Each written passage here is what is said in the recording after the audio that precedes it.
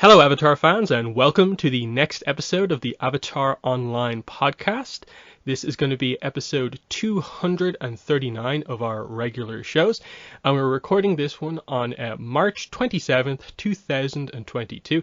This is the official podcast for the fan site Avatar The Last Airbender Online.com. I'm your main host, as usual, Morgan Airspeed Prime, and joining me on the podcast is Greg2B from the site. What's up, everyone? Excellent. So we've got a pretty packed show here. It's kind of changed quite a bit over the course of the week, in that we have a couple of kind of like main topics to talk about. Of course, we'll cover the news, but we're actually going to start with a discussion on the fact that this podcast basically marks the 10-year anniversary of the podcast. So we'll get into that in just a second. Then we'll go through a lot of the news. Then we'll cover the big piece of news, new novel finally announced. And we'll end with what was our sort of main topic, but because it's, I suppose, a content release, it will still be our main topic, discussing the Wan Shi Tong Adventure guide from the Legends role-playing game, along with if we have anything else to add about the core book as well. So that's going to be the show rundown. But yeah, we have to start with a 10-year podcast anniversary. So specifically, the first episode of the podcast was March 21st, 2012. So that means that the anniversary was technically this Monday, but we always record on the weekend. So this is the way things are. So I knew this was coming up, but I really only remembered that it was in or around this time, like end of last week. So I'm lucky I was able to kind of check this up and kind of be on top of it.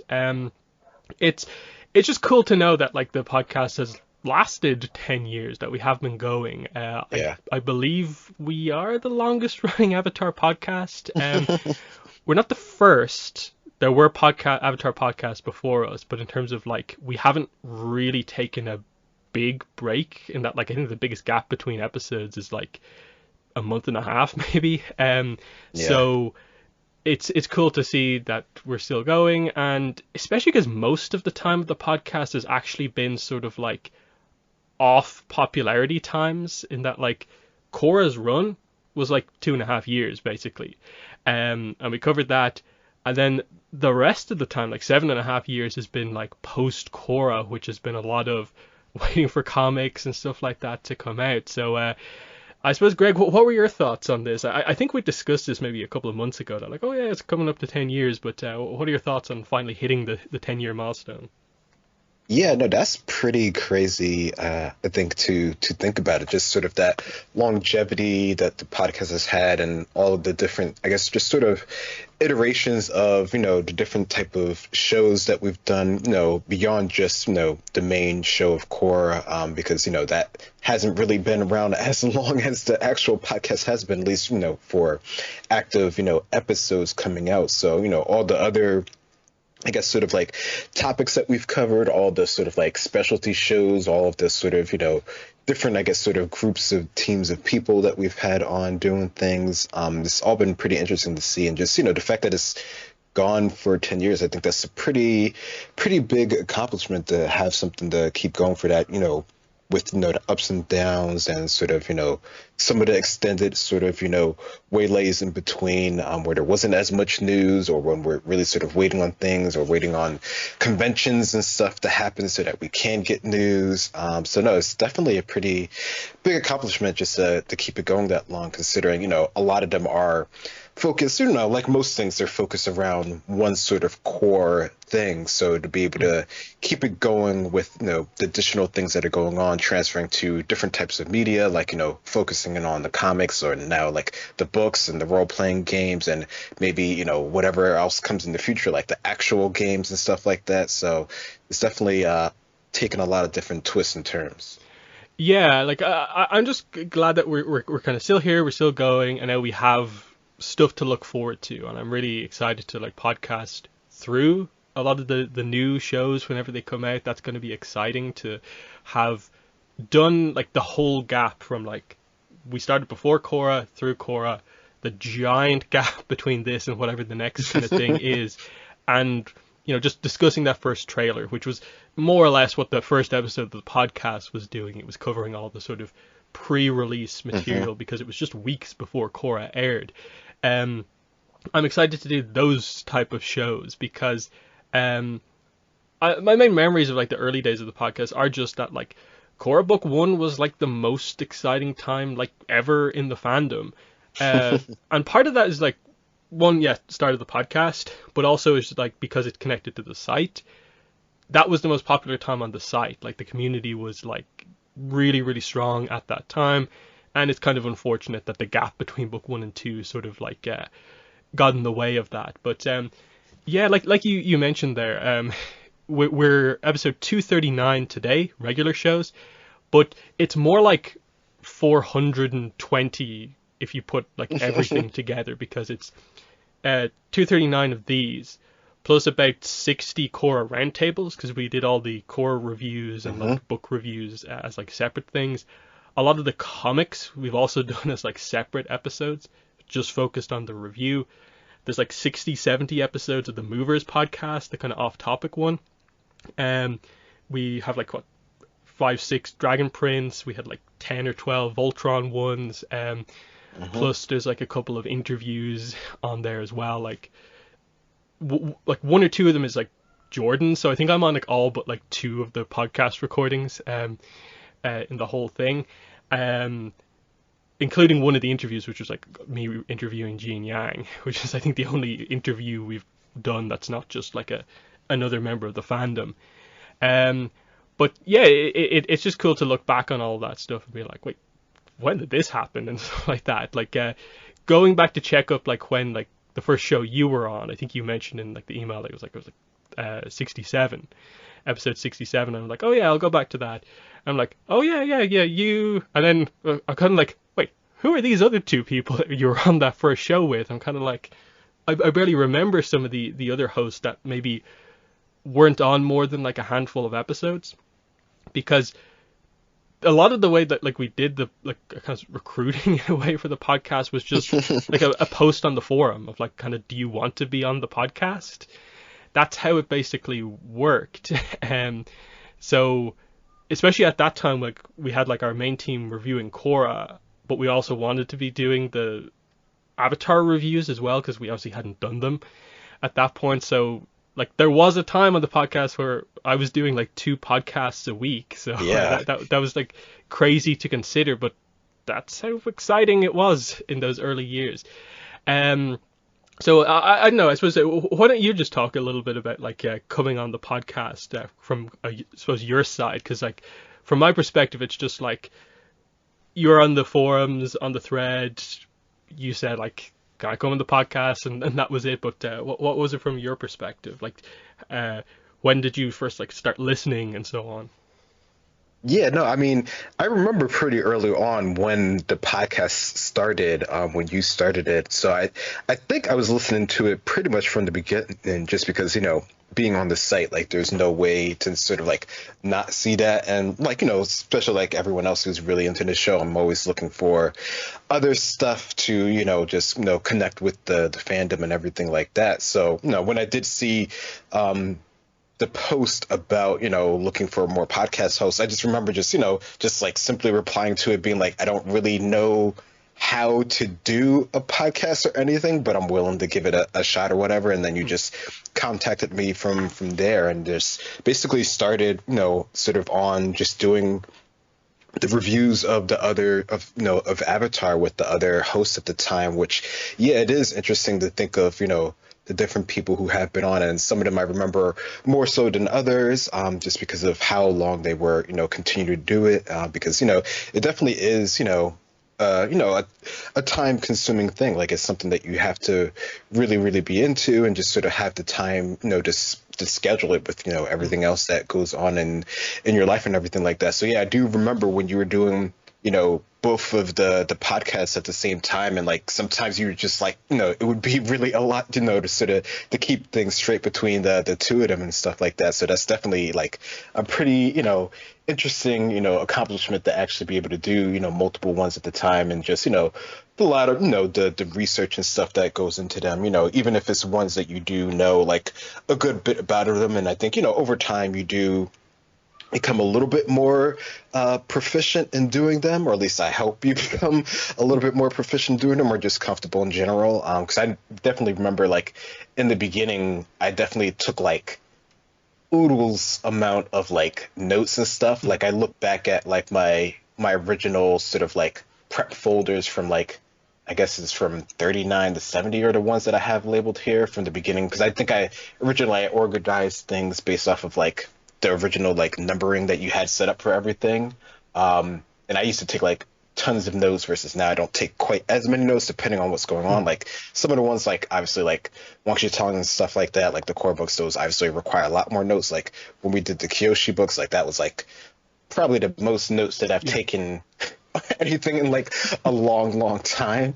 But you know, that's the sort of thing that like, you know, when there's stuff that you're interested, like you mentioned, like in the beginning when, you know, the shows were on that, like, you know, that's where all the hype and the energy is on. So, you know, with that, you know, sort of the starting to come right back around now, you know, that's sort of how, you know, it reinvigorates things, which is, you know, is cool. That's sort of how fandoms work. You know, there's ups and downs and depending on what's going on. So no, it's definitely interesting to see, I guess, sort of the progress of it just being, you know, from sort of there on sort of the side story to doing sort of more of the main cast, and then all the other sort of special ones that we've done, like for the specific like conventions and stuff like that. Some of those that I was actually at those conventions, and then just sort of all the other sort of, I guess, special or sort of one-off podcasts that we've done as well. Yeah, like there are those extra episodes as well, where like during Korra, yeah, like it would actually be worthwhile to do a whole New York Comic Con exclusive episode because you and Kelly, for instance, both attended the convention, and so Hmm. like it was actually a major source of news because you know, finding people who like covered it and stuff like that was kind of a big thing, and hopefully like will be going forward as well. Like the conventions become a source of information again, hopefully. But yeah, the other host, it's interesting because like it really was the case in that like that first year and a half on the site, like everyone knew everyone, like that's just the way the sort of community was. So that's why it was kind of like okay to be like literally just post come on if you want, and just it was very easy to organize in that way. Um, well, easy to get interest from people. Like obviously tougher to organize in terms of like we have to record at this Yeah. time. That like a lot of the members of the site were like most of the hosts over the years have been like American. So me being in Ireland, like there's obviously the time difference to kind of keep into Yeah. account and stuff like that. And then yeah, like especially 10 years ago, it was a case of like, wait, how do you do a podcast? Whereas now, I think everyone knows how to record audio, and it's relatively like easy to do. Um, but I will say like it's one of those things where like, going even further back, I'd been planning to do a podcast since basically like I joined the site. So pretty much like a full year I think beforehand I was like trying to organize it, and it just kind of was very hit and miss. Couldn't organize anyone. Kind of realized right up until like the couple of months leading up to the actual first episode that I probably didn't know how to record a podcast properly. So it was good that we eventually kind of figured that out. But what is interesting is that in terms of the way we do it, it's basically been the same the last 10 years, and that like we always do it like over Skype. We have a recorder that like works really well that doesn't require like all the hosts to have to record. It's been very reliable over the years in that I only remember maybe one like episode being sort of like quote unquote ruined by the recording just not working at all, and then maybe one or two other recordings where it was like affected by it in some way. Otherwise, like it's been like pretty good. That definitely helps, you know, not needing other people to record stuff and so on. Um, but yeah, like all the other hosts, because like I had a few people when I like posted about this on social media ask like, oh, are like you getting some of the older hosts on and stuff like that, and it was like I like considered like should I kind of reach out, but then you kind of remember like in some of these cases like these were people who were on the podcast like say 5 6 years ago, and I have not really seen them maybe be involved in the fandom in that time. Uh, some of the hosts, you know, did contact me to say that like I don't have the time anymore to do the podcast. Other hosts just maybe like stopped replying to the sort of like trying to organize the podcast kind of email type thing, and so they just obviously had other stuff going on, and so I didn't want to like make a big deal out of it. So it's just like, me and Greg are the regular hosts at this point. That's what's kind of happening here. It would have been a lot to organize as well and just see what's going on, but it's one of those ones where like I'm assuming some familiar names will pop up again once the Avatar Studios stuff actually hits, because like it's tough. Like you can't assume every member of the fandom has like read the books and the comics and stuff like that, and it's a lot has happened, but also like not a lot has happened in the last like years post Korra, so it's been a bit of an awkward situation there, but yeah, the episode 1 was I think it was just myself and Callum on episode 1, and I think within like an episode or two we basically had myself, Rich, Callum, and Kelly. That was sort of the main 4 initially. Yeah.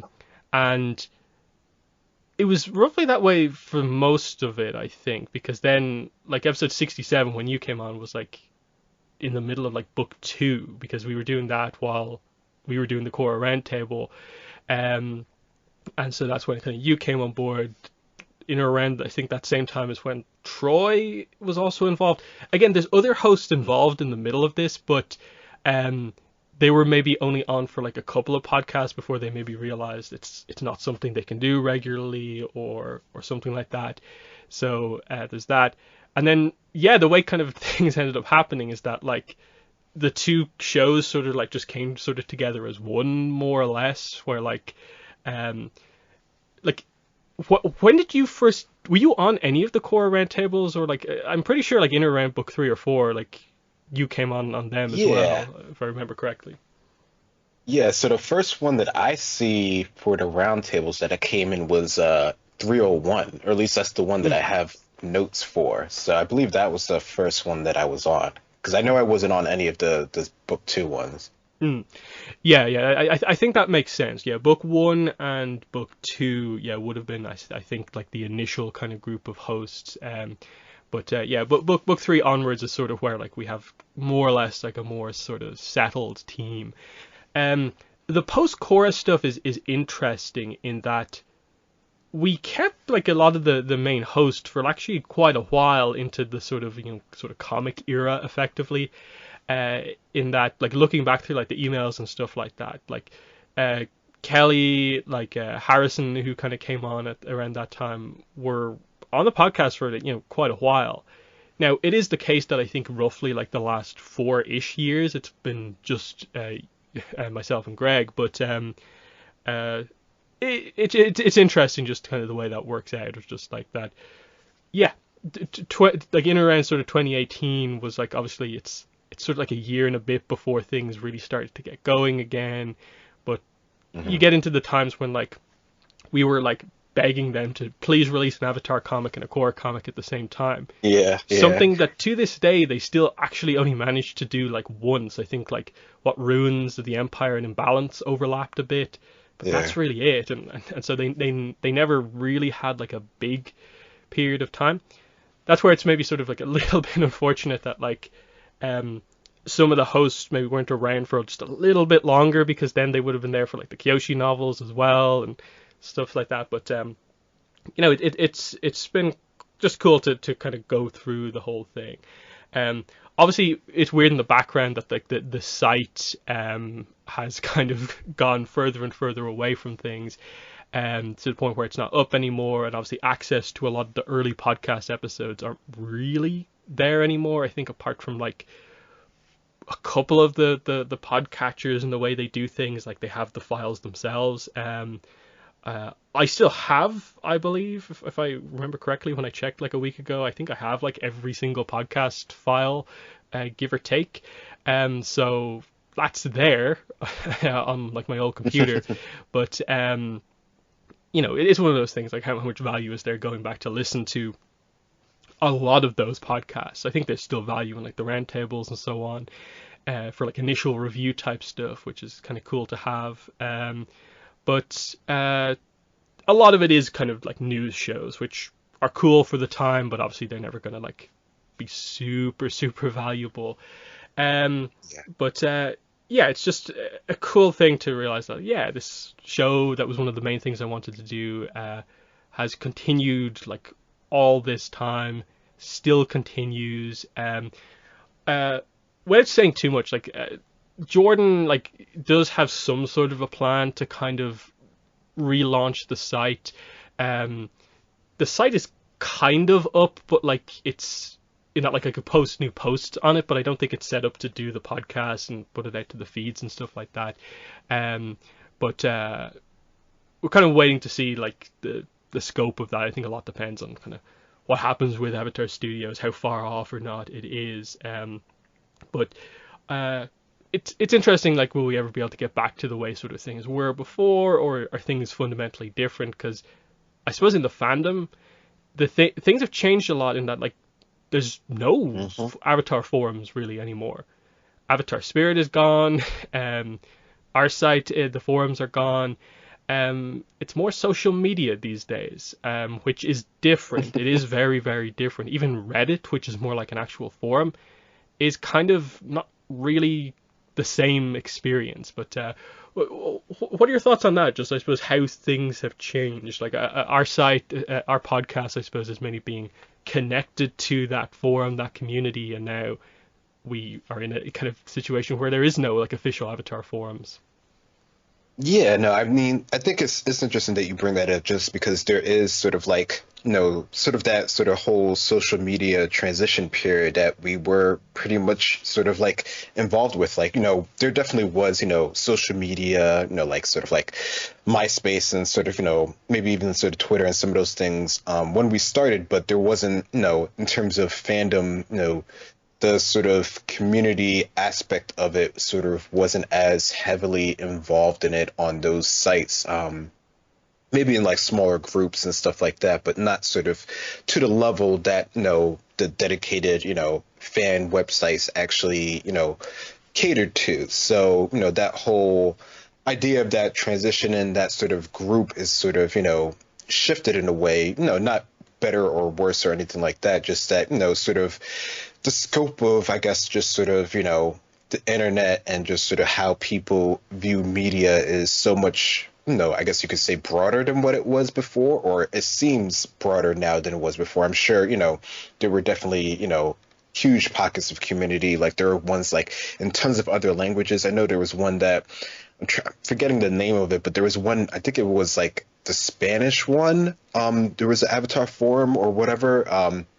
That was also very big as well, which I don't believe is as active or active at all anymore. So there's definitely, I guess there's sort of like, different places that you could go that were dedicated towards, the fandom, and you could sort of, connect with people there versus now it's a lot sort of larger in scope. And if you are involved in any of the sort of ways that they do it now, like on Facebook or on Reddit or whatever, there definitely is sort of a community, aspect there, but it's, you definitely have to really be sort of like in it a lot more, I think, versus, sort of the dedicated sites that, there were before. So it's definitely interesting, I guess, or just, know, cool to see, just sort of how it has, I guess, sort of changed over time and how that's, sort of gone around with sort of like, the different shows that are, dedicated or different people and groups that are dedicated to those shows. Mm.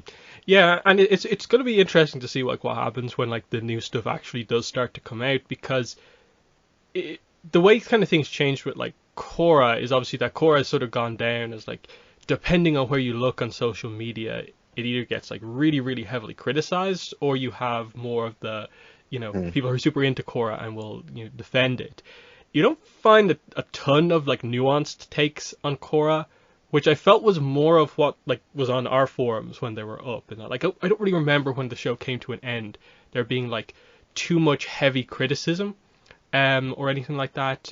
So I'm just eager to see what happens with the new show because we're gonna find out a few things about like was Korra for some people just they just happen to not like it or are there really gonna be Avatar kind of G1ers out there where like the only thing they'll ever like is Mm. original Avatar, um all those sort of things are kind of interesting to see, but also you have to kind of put like a lot of social media opinions sort of through the filter of like, okay, this sounds crazy what you just said, but through the social media filter, it's probably not as crazy as we actually think. But that's just one of those interesting things where, like, for me these days, I suppose most of my fandom is mainly sort of like the kind of just the kind of community like around my channel and the podcast and stuff like that is kind of like my main Yeah. involvement in the fandom at this stage. I go on Reddit like occasionally, but again, you kind of sort of like encounter like the different kind of types of like opinions on kind of Reddit. It's more kind of like, okay, this is more of the general like opinion, which is kind of a bit different than kind of like my own. When it comes to stuff like, I like book two. If I just posted a Reddit post saying I like book two, that could go a variety of different ways. Whereas if I just post a video, I think people understand understand it a little bit more. But yes, the podcast continues, and we'll see how things go. Uh, Obviously, when it comes to stuff like when the new stuff does come out, we probably will make more of an attempt to kind of have other people on, just so it's not like two hosts covering some of the big stuff. You'll probably notice that like I've done some sort of collaboration stuff with some other YouTubers like Antoine Vandelay and stuff like that. We've discussed sort of in the Yeah. background that like he would be willing to come on the podcast. We're just waiting for like a good topic, for him to come on when something kind of big happens. So, that sort of stuff can happen, and then we'll see how things go when we get closer to the time, because it still feels like it's a long way off and the big stuff happening. But yeah, we'll move into the show itself now. So, like I said, quite a bit to cover. We'll get to the Yangchen Novel news at the end, but there's other stuff to cover first. We'll start with something quite interesting, though, and that is the Funko Pop. So we've had the first sort of teases, rumors, about new Avatar Funko Pops. Unfortunately, not Korra Funko Pops. It is Avatar The Last Airbender again, but it's interesting what these rumors are. So there's no pictures, it's just sort of basically listings. So Pop News, who seems to be reliable, is saying that in terms of commons, we're going to be getting a Katara variant, Sokka variant, Toph variant, and others that are unknown at this time. They say that variant basically just means different poses, could be glow in the dark, could be metallic, but more than likely this probably means like say book 3 Katara. Sokka, doing a funny pose or in one of his different outfits, Toph in a different pose doing one of the different things. That's probably what this means. I'm guessing it is more likely book 3 for the other characters, since they've already done a couple of book 3 Aangs and the book 3 Zuko and stuff like that. So this seems very obvious. Like, it's a little bit unfortunate that we're not getting too many new characters listed here, but I do think these designs for characters are probably needed. So what do you think they're going to do for these variants of the main cast? Yeah, I mean, I don't know. I don't know. It's cool and just sort of like odd that the other ones, the other sort of companies can't do as many sort of pops as, or as many sort of designs and variants as we always see the Funko Pops actually doing. Because it really seems like every other, like, I don't know, maybe month or so, there's like some more rumors for Avatar Funko Pops. But yeah, no, I mean, the actual sort of variants that they do, I mean, if they're doing some more of the sort of book 3 or some of the other, I guess, sort of more unique type of poses and stuff like that, I think that's pretty cool to see that that's actually where they're going for with these, in addition to the next ones that they have coming up. Mm-hmm. Next one is probably the most interesting one, and that is apparently a glow-in-the-dark special edition painted lady. Now, that could just be sort of Katara painted lady, but the fact that it's really heavily listed as glow-in-the-dark glow, and the picture they put up is the actual painted lady, it feels a little weird. It's a very kind of deep cut for us to get like a Funko Pop special edition of the actual painted lady. I'm all for it because I like the spirit and I think this could work really well as a glow in the dark pop. But it kind of feels like this before all these other ones. That's a little bit weird, but okay. What are your thoughts on this? Will this be actual Painted Lady or Katara Painted Lady?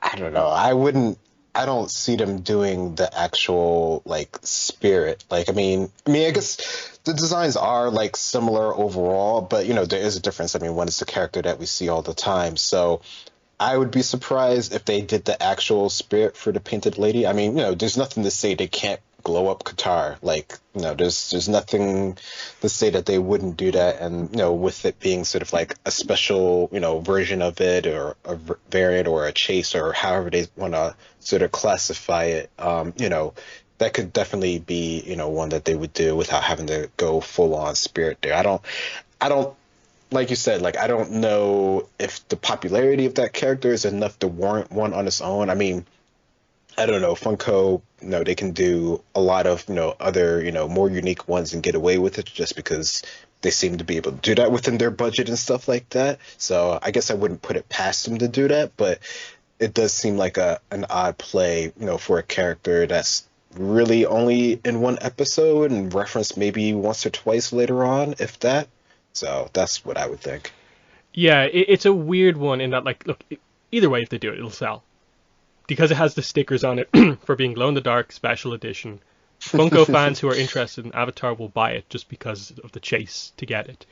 Avatar fans who like the merchandise will get it, so like it's gonna sell. I'd be maybe a little bit cautious if this was a common Painted Lady, but because it's a special edition, I think it'd be fine either way. Um, I can maybe see a thing where maybe if the Katara variant is like Katara painted lady, and then this glow version is just Hmm. like a Hmm. full repaint, with like Katara is more like Fire Nation-y colors, whereas the actual painted lady is obviously like white with the red kind of markings. That would be a really cool repaint because I guess their hair would be quite similar. The overall like outfit is actually quite similar, just different colors between the two of them. So if they just did a slightly, different like paint job on the face, I Yeah. think it feels like a easy enough repaint to do. But we'll see, we'll see. Next up, a 6-inch The Boy in the Iceberg Glow. So my guess is that this is meant to be sort of a follow-on to the Aang All Elements Super Pop from last year. That was like one of the coolest pops that came out last year. I think they're just going to do a very similar thing to that, like kind of Aang pop in that pose in a ball that's more icebergy. Um, it'll be interesting to see what they do because like obviously Appa's in there with him, so that would be make it quite big. So like, is the Aang pop in this one going to be sort of scaled down, or will it be just a full size Aang in the ice and they'll sort of maybe avoid the Appa? Um, you get the sense like it's going to be one of these like deluxe pops. It's a 6-inch, but what way do you think they'll do this one? Yeah, I mean, I don't know. I don't, for some reason, in my mind, I wasn't thinking that they would include Appa in it just because of the scale of it, unless it's really, really going to be massive or something like that. But I don't know if they're doing that on all the scale. Like, that's kind of crazy if they actually try to keep everything to scale. So I would think that they would only do sort of Aang, in this sort of instance here. I mean, I don't know. They could do it, or maybe I don't know if there's like some way they could do like an add-on or something like that. But they don't really, typically do stuff like that. So I don't know. I'm thinking it would just be sort of Aang in this one, just for the effect that they're going for. Yeah. Um, Last one is Momo Flocked. So Momo got a small pop included with the original common Ang. So I guess this just means he's getting a normal sized pop, but it will be sort of flocked, so it'll have the sort of felt kind of feel to it, which is kind of cool. I have a Pikachu pop that's flocked. It is quite cool. Um, yeah, this is something that I guess needed to happen in the same way that there's like an Appa at normal size, but there's also a bigger Appa. Yeah. It makes sense that you do a bigger Momo. Why not? Any thoughts on this? What sort of a pose you think they might do for Momo? Ooh, that's a good one. I mean, I don't know. I mean, they could do this sort of classic sitting pose, or I mean, I don't know. I wonder if they will sort of like show off the wings more and do sort of a more sort of dynamic pose. I mean, I guess they would probably keep it more towards the standard and wouldn't do anything sort of super crazy or anything like that. But I don't know. Definitely, I don't know. I think, I mean, this one, of course, is going to do very, very well. And the fact that it's flocked, I think I don't know, that seems more unique. So no, I think this one will be one that people definitely be looking out for.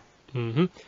So yeah, this is the initial rumors. In the same way that I think last time we got rumors, we just heard about the commons initially, and then later found out about the others.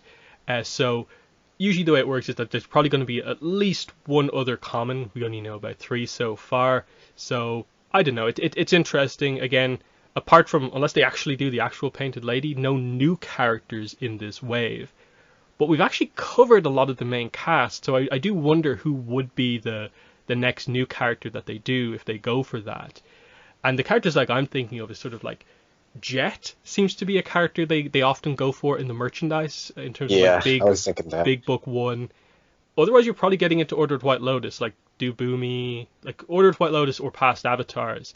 Um, Otherwise, like what other like characters along that line are you really like missing? You've already done like Cabbage Merchant, um, and a lot of that stuff. So, hmm, it's it is weird. Like, I do think those are the probably real obvious ones left. Is there any other characters who you think that like feels like they should do is missing from the lineup?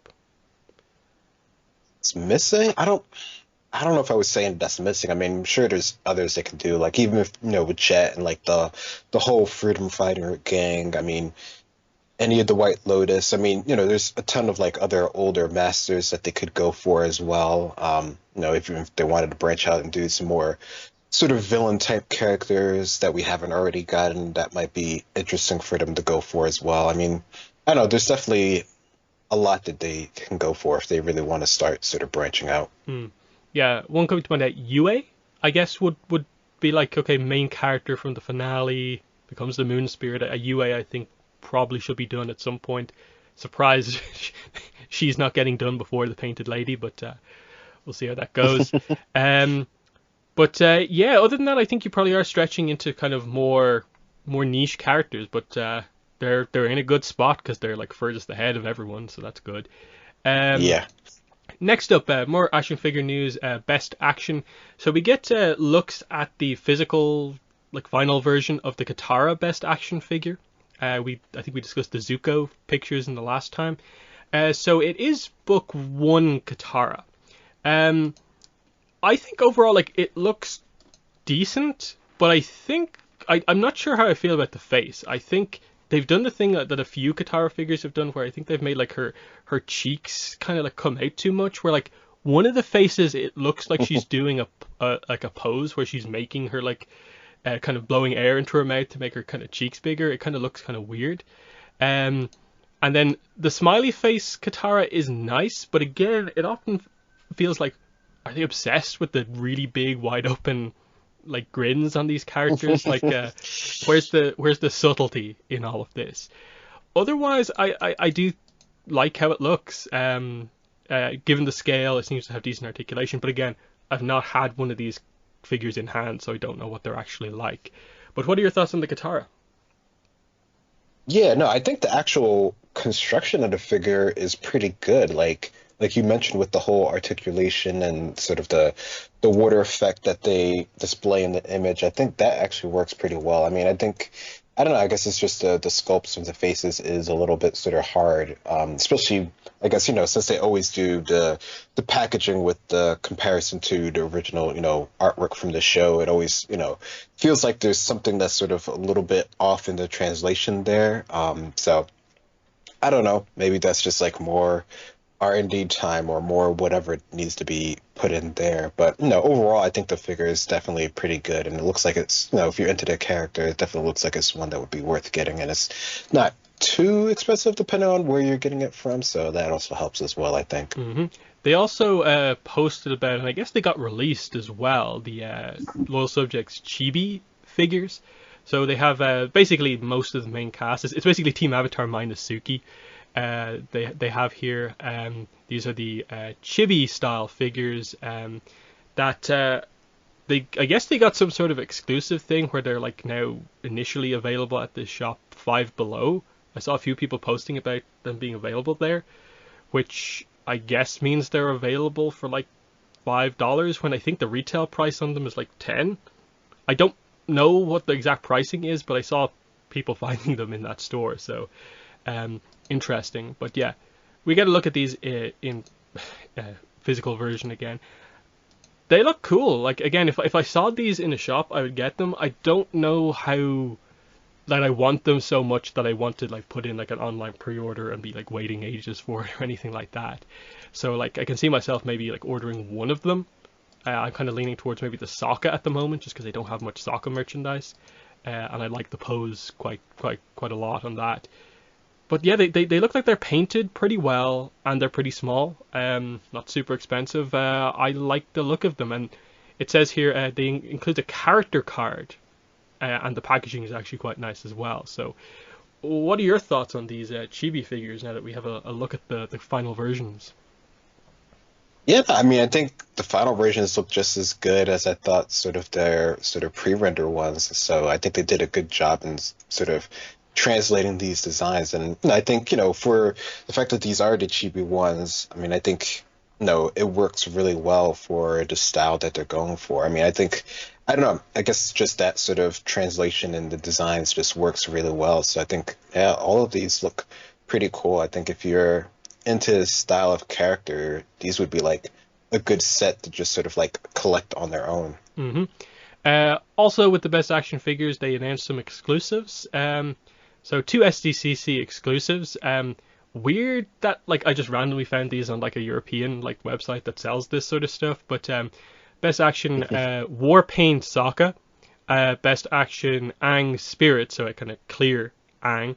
And then also, it's not an exclusive. It's just listed as a 4-pack, I guess, powers. It might be sort of cut off what the full title is, like Powers of the Elements. It's a 4-pack that features Katara, Zuko, Aang, and Toph.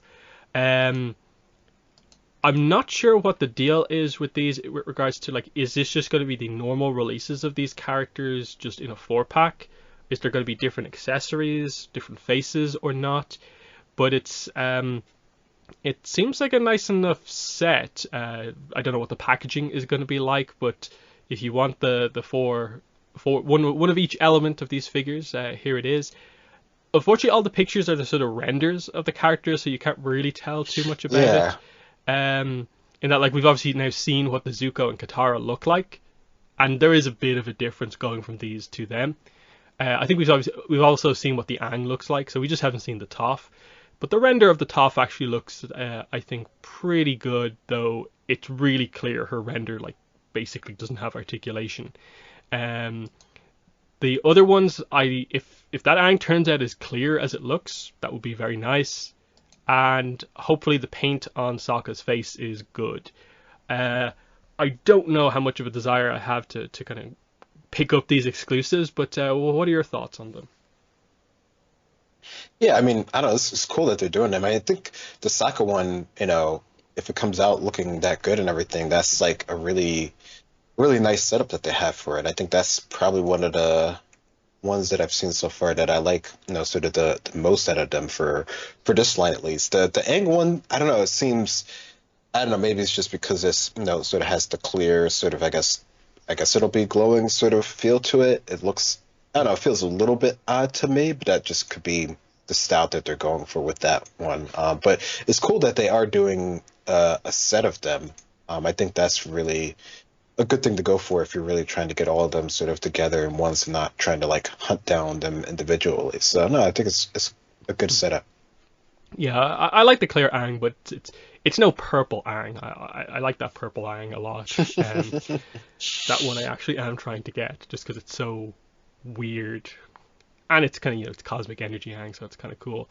Um, Next on the merchandise front is something different. It's this new board game, Avatar: The Last Airbender, Fire Nation Rising from the OP, which is a company that have made some other Avatar stuff before. They have like an Avatar Rubik's Cube, some dice, Avatar card sleeves. So now they're doing this Fire Nation Rising game. Again, it's a board game, so you've got like dice, tokens, cards.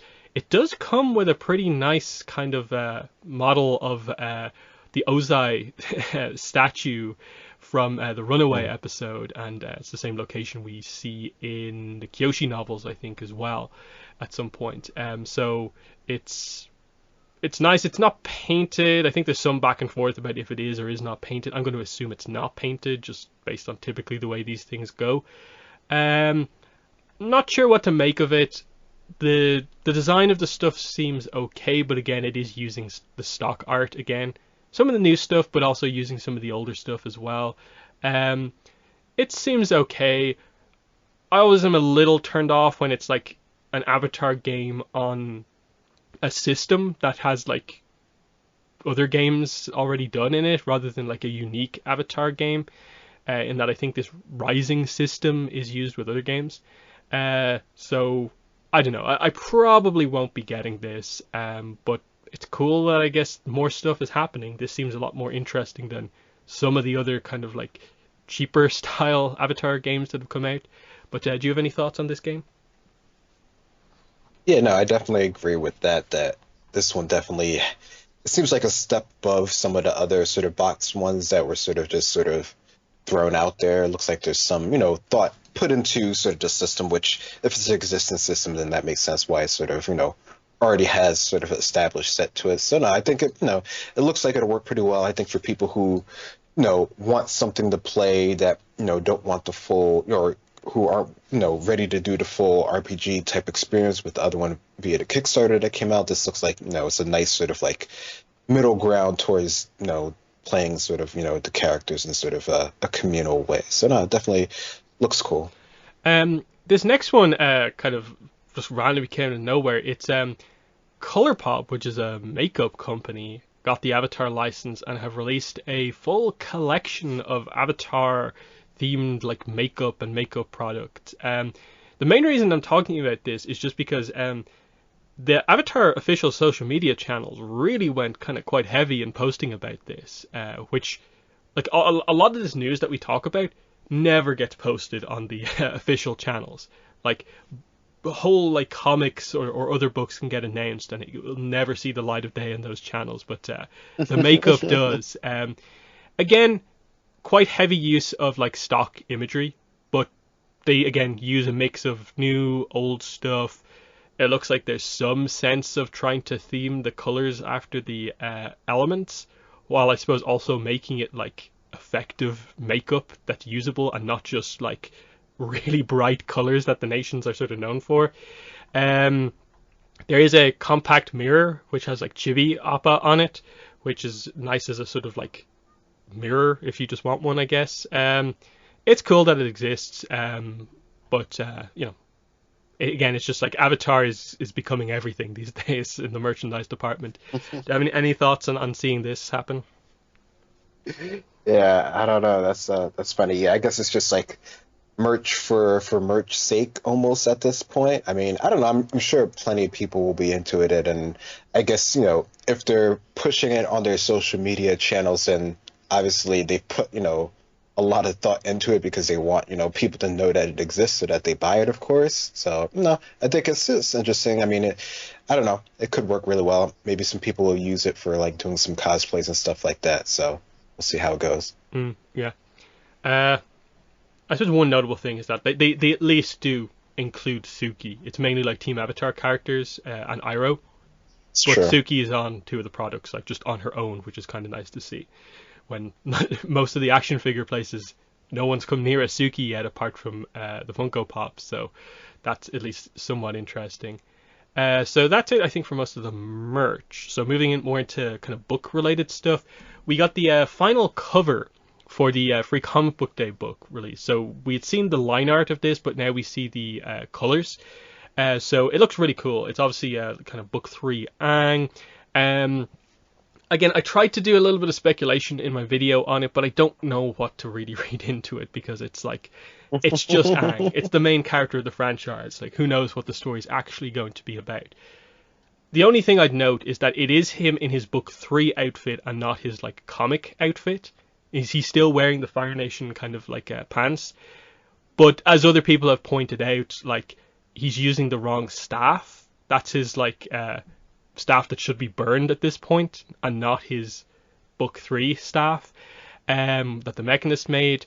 And then if you take the cover very very literally, he's doing a kind of bending move that like I don't think we've ever seen an Avatar do, which is not in the Avatar state bend all four elements so like dynamically like that, which seems a little bit odd. About the only thing I'd read into is that it probably is book three Aang, and that maybe means that we're getting a story set somewhere, between like episode 10 and Emerald Island Players or whatever.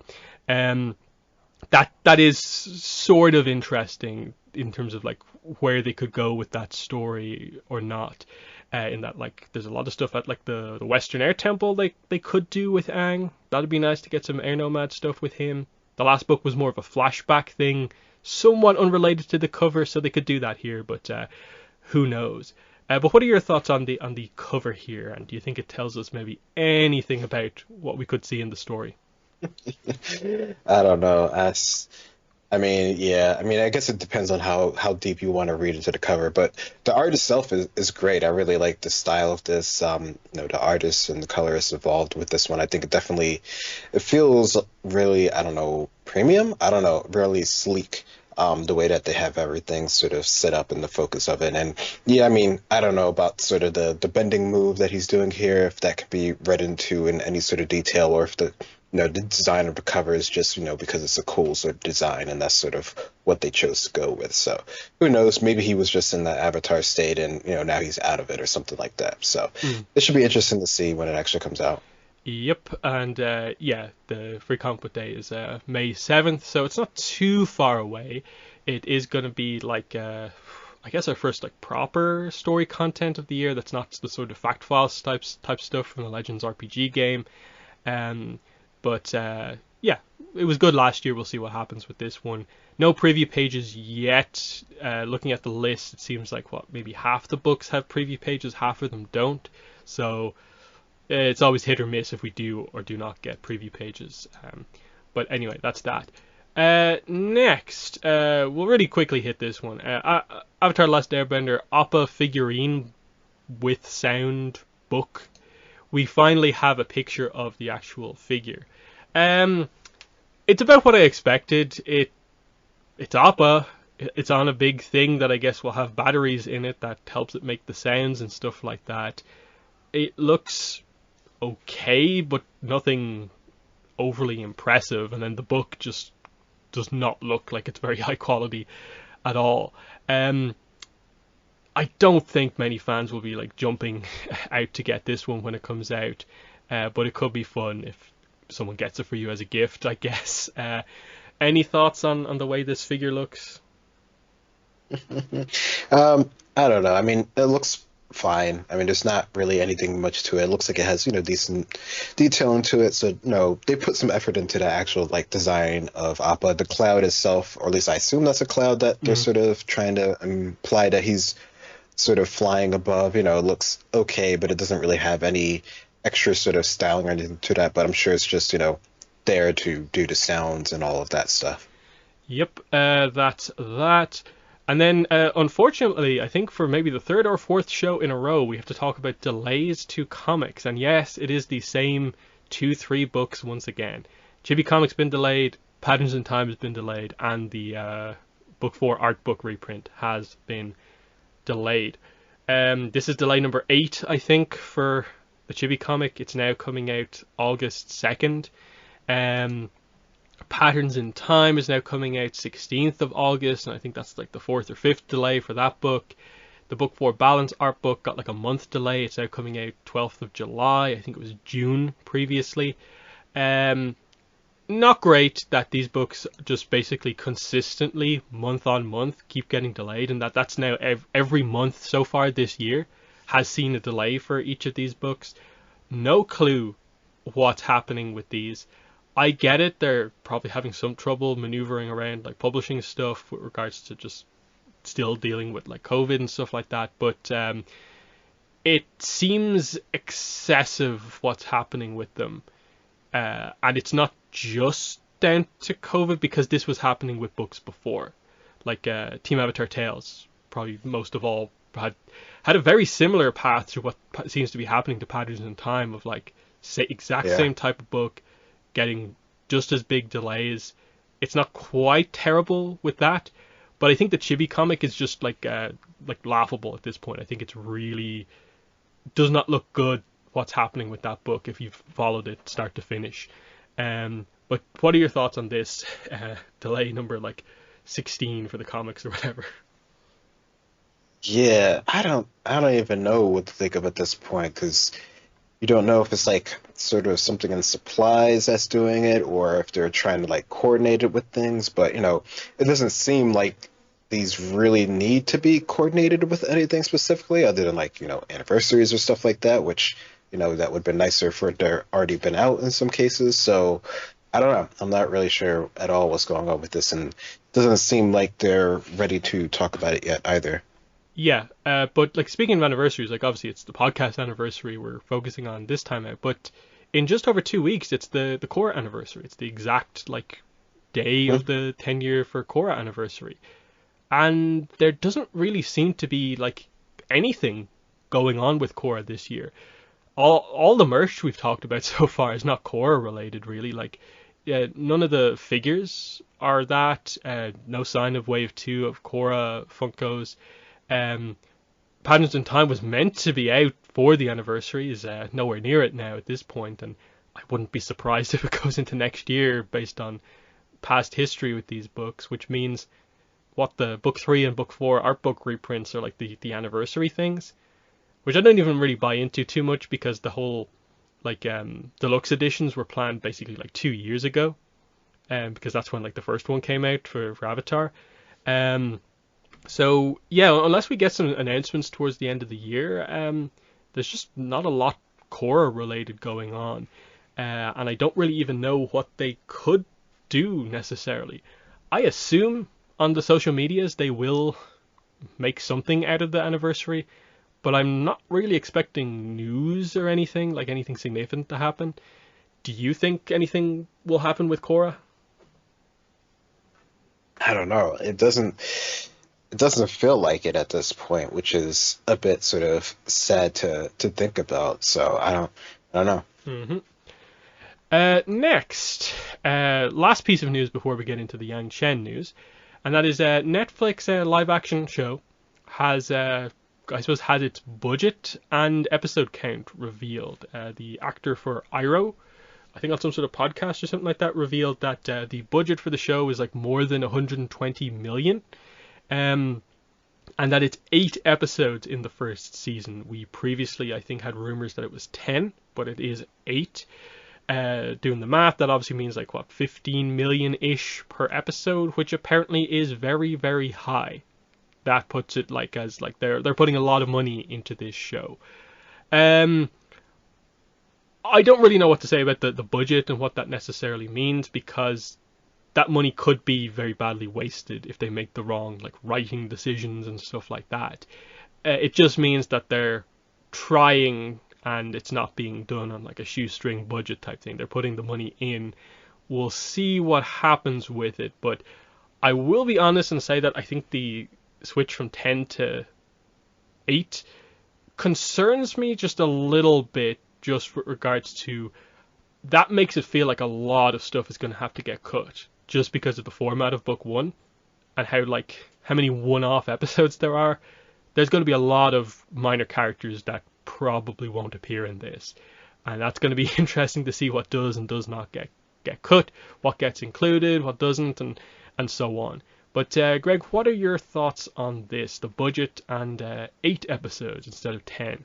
No, based off of the budget, like you mentioned, it definitely seems like they're trying to put, the money behind it, which, is pretty good. I mean, comparing it to like some other shows, like Game of Thrones and Mandalorian, those are like, the big budget shows that people are, probably trying to sort of like compare it to in terms of like, the money that's put into it. So it definitely feels like it's going to be up there. And, with everyone or with how they were talking before about how they're, at least said that they're planning to do the environments and stuff like that. So, it makes sense, from at least current shows that are trying to do that sort of production that they would have to, put the money up to actually get it to be that way. Like you said, of course, it will depend on how they actually choose to use the money there. So, just because it has a lot of money doesn't necessarily mean that it's going to be great. But I guess it gives you a little bit more help. In terms of like the amount of episodes, I mean, I guess it really depends on how they're really trying to fit the story and how they're planning on, I guess, sort of breaking it down, through different books and through the different seasons of the actual show. If they're going to like split it in parts, like part one, part two, different, books in terms of the actual episodes. I mean, regardless, it's going to be a different type of story. Like, some things are going to be in it that were in the original animation. Some things aren't going to be in the animation. So I don't know. I mean, I guess, as fans of the original show, we're always, comparing it to, what came before it in the original one. So for us, it's going to be interesting to see, what they choose to have in and not have in. But I'm sure for many people who are just going to experience this as their first, inclination into the Avatar verse, for better or worse, depending on how it turns out, that stuff won't matter quite as much per se. So I don't know. I guess really it's just hoping that it does, at least a decent job to get people, interested in everything else that's involved in Avatar, and maybe that'll mean that Netflix will continue it going on into the future. Yeah, I've seen a few people maybe speculate that, yeah, it might be like a season one, part two thing. Um, that would be interesting, and that obviously it would suggest that they're all in on this, and that would mean that they're probably planning to do like 6 seasons of this. And if they give it the same budget, like you're getting close to like you're over like half a billion, uh, if you're doing that many seasons. Um, I do think they probably will cover all of season one here. And I think they probably will cut out quite a bit. But it is weird in that like it's hard to adapt book one. In that sense, I'll always say that I think the Last Airbender movie actually, in terms of choosing what to leave in and leave out, did an okay job at turning that like traveling across the world season one into something that actually flowed somewhat well. Because it's easy to do the start and finish because you're Southern Water Tribe stuff at the start, Northern Water Tribe stuff at the end, but it's everything basically in the middle. What on earth do you do? Because like, take like the run of episodes, like say 14 to 17. You've got like Fortune Teller, Bato, Zhang, Northern Air Temple stuff. Like, how do you condense that stuff into like maybe 1 or 2 episodes here? Because like I don't think they're going to do many like dual episodes where like half of it is we're over here and then half of it we're at the Northern Air Temple. That's just going to feel very like odd. So I'm assuming just they're going to have to make some big cuts like that. That maybe Zhang won't be here. Maybe they'll just leave Bato out. Like we know they're keeping like Suki, and they actually have like an actor for Kyoshi, which makes it feel like I guess we're just getting a full Kyoshi episode, like on with Suki on Kyoshi Island. So what does that mean for say like Boomy in the episode following that? Like is Boomy out for this season? Because there's no way they're going to do an episode that's like half on Kyoshi Island and then half travel to Omashu and have that whole thing happen. Because like I really like 105, but that is a one-off episode outside of like a little bit of plot introduced at the end and the significance of Boomy as a character. So I don't know, just in terms of some of the specifics, like what characters can you see them having to like unfortunately like leave out just to fit it into 8 episodes? Ooh, that's a good one. It's funny too because a lot of those characters, that you mentioned, like Boomy and Zhang or any of the other ones, they are pretty much fan favorite characters, and they do have roles later on. So I don't know. It makes me wonder if the characters that they cut out, that assuming things go well, they might spend more time investing into their sort of development later on when they come back into play. throughout the whole story of the whole book and everything. So I wonder if that might be their sort of like out that they're thinking of, thinking ahead of times, which, I mean, I guess, in the end of the day, it all depends on, how well it does. Because if it doesn't do well, then they're not going to continue it regardless. But I could see something like that maybe working out. I mean, I guess it really, really depends on how they're trying to cover things, but they could just, tweak the story enough that, those characters really don't factor into the beginning of their journey from going to the south to the north. And like, you have to add into the fact that like there's like rumors that like Mei and Tai Li are going to be in this first season like as well. So like they're actually planning to like bring up some book 2 stuff into book 1. There's no way they're fitting all of this in. Like say Boomy for example, like I can see them cutting him out of book 1 and just having his introduction just be in book 2 with the whole Cave of Two Lovers, Return to Omashu thing. I think that actually works because you're dealing directly with Aang needing an earthbending teacher at that point. And so on the pathway to go to Omashu, where they maybe discover Boomy is, that's when that happens, instead of him already having met Boomy before and then needing to go back there, and then Toph gets introduced. That's fine, but there is stuff like, Jet. Do you leave Jet until book 2, or do you need to introduce him here? How did they do the whole like Earth Kingdom rebellion plot? That's kind of a thing in the background. How do you do Aang's waterbending training if you can't like do a one-off episode like Waterbending Scroll to cover it? Stuff like that I think can just happen in the background, where like just kind of say that this version of Katara knows a little bit more about waterbending than an animated version, but something like that. Either way, like this is where like I think more casting announcements are going to be interesting to see, where they finally get to the end of sort of filming and like, wait, we don't have a Boomy or a Zhong or stuff like that. Yeah, that'll be interesting. Who's missing? But yeah, I'm honestly surprised in a way where they are like that. We haven't had any like leaked images or any look at like a character in costume or anything like that. So that's kind of what I'm just waiting to see, just a sense for what it actually looks like. I think they're like 4 out of 6 months through filming or something like that. So I don't know. I assume they'll have to do something at some point to hype it up a little bit. But either way, it's something happening in the background. We're going to be getting this before any Avatar Studios project, so this will have to be on our radar to a certain degree. So we'll see if that money is well used or not.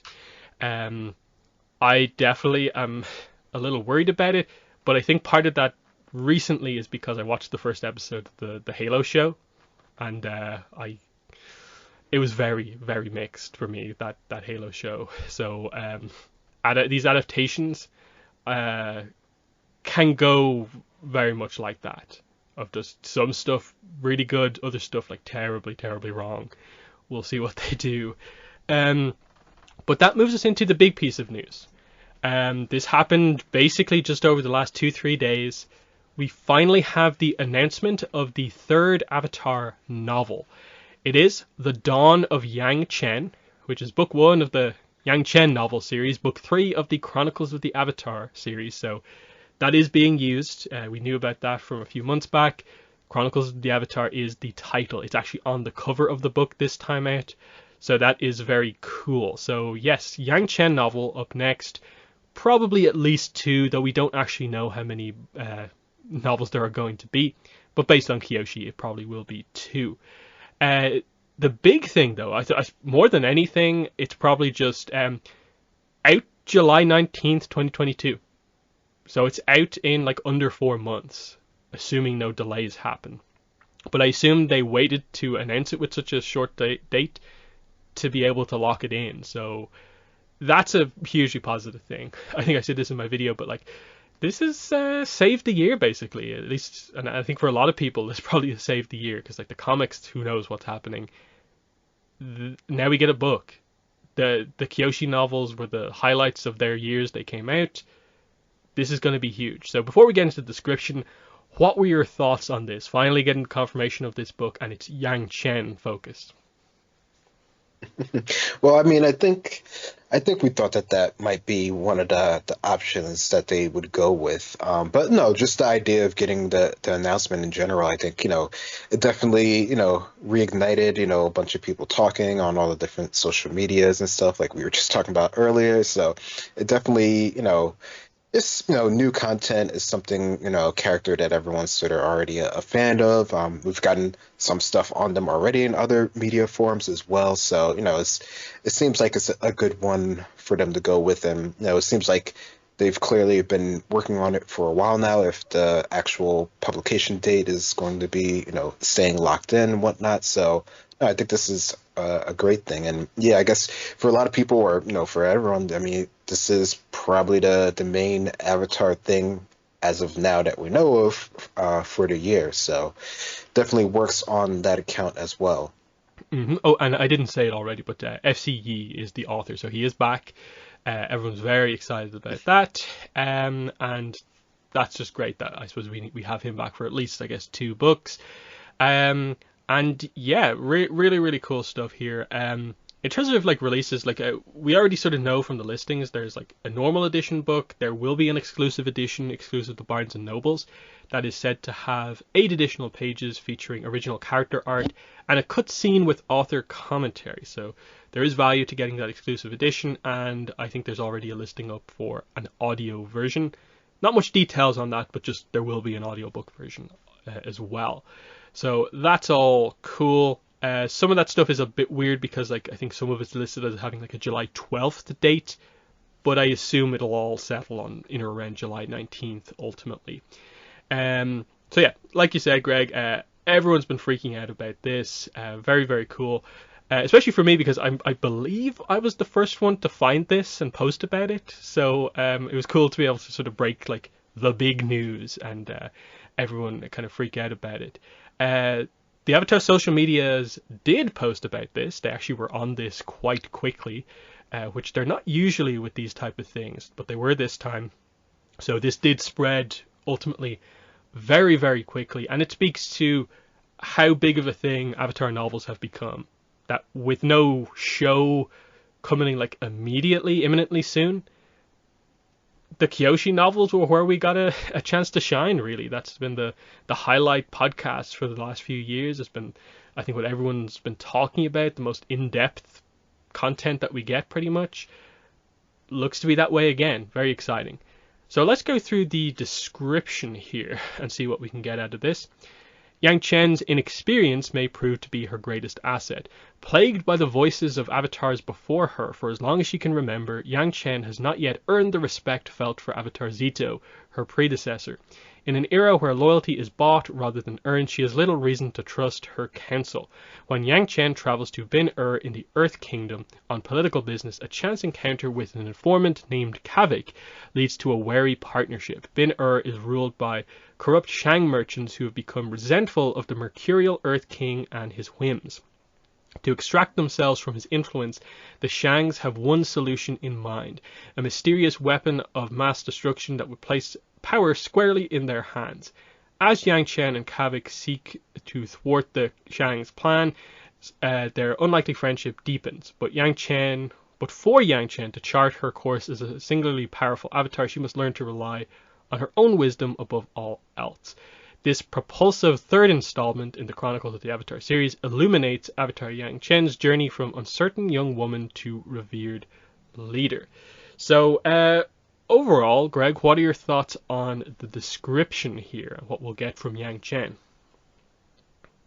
No, I think this is great. I mean, I think, the idea of seeing, Yang Chen sort of develop into her own, I guess, avatarhood, as you might say, definitely sounds like a really sort of interesting plot that we're going to go for here. And, sort of like, something that every avatar has to go through, right? Like they have to figure out how to be their own version of the avatar. Despite, anything else that happens to them, like that's something that they have to sort of go through. And we're getting one of those stories here, in the Earth Kingdom at that. So, that's always like an interesting place to see how things go. And I'm sure it'll, go other places as well as they go throughout the story here. So, no, I think it definitely definitely is a good, I guess sort of starting point. I mean, we have seen, some bits of Yang Chen's, story from other things that they put out a long time ago, from some more recent, forms of media. So I think it's a character that, we feel like we know a little bit more about now that we used to think, but still not that much, especially not compared to some of the other avatars. So I think it works in terms of those lines, in terms of getting us a story. And, it seems like there's definitely a lot that they're not saying in the description as they would, because it's just sort of the intro to it. So there's definitely a lot of places that it can go, despite, where we know that her type of character ends up in the long run. So we do know sort of like her overall standing in sort of like the Avatar world, which, they mention here as well. So it'll be interesting to see how that goes, or how they sort of describe that story. Mm. Yeah, it's an interesting one because like after some of the hype has died down, you sort of look at it and it's kind of like, okay, Yangchen, Earth Kingdom, political story. That's a bit of a commonly used Avatar thing of just, okay, politics in the Earth Kingdom. We'll see how Hmm. this Hmm. goes. But you then go back to like the initial description for the rise of Kyoshi, and it's really like generic. It actually doesn't say like anything about the book except that it's basically covering like teenage Kyoshi. Like it's literally just, here's some stuff you know about Kyoshi already. This book will cover her journey from this character to that character. So this actually at least is telling us a little bit about what is actually going to happen. Like new Earth Kingdom town, I guess, up and coming, popular, um, maybe the third biggest place in the Earth Kingdom after like Bossing Se and Omashu. There's some interesting things mentioned here. Straight away, based on other material, I'm assuming this is set after the Rift, which was Yang Chen's first mission as the Avatar. So Hmm. she's already dealt with like one spirit, and this might be like one of her first major political kind of things, because she's mainly known for that as being the sort of negotiator, deal maker with humans and spirits. So we'll see that other side of her here. Um, but is there I suppose from reading the description, what's the sort of one kind of unique thing from it that really stands out to you that as interesting?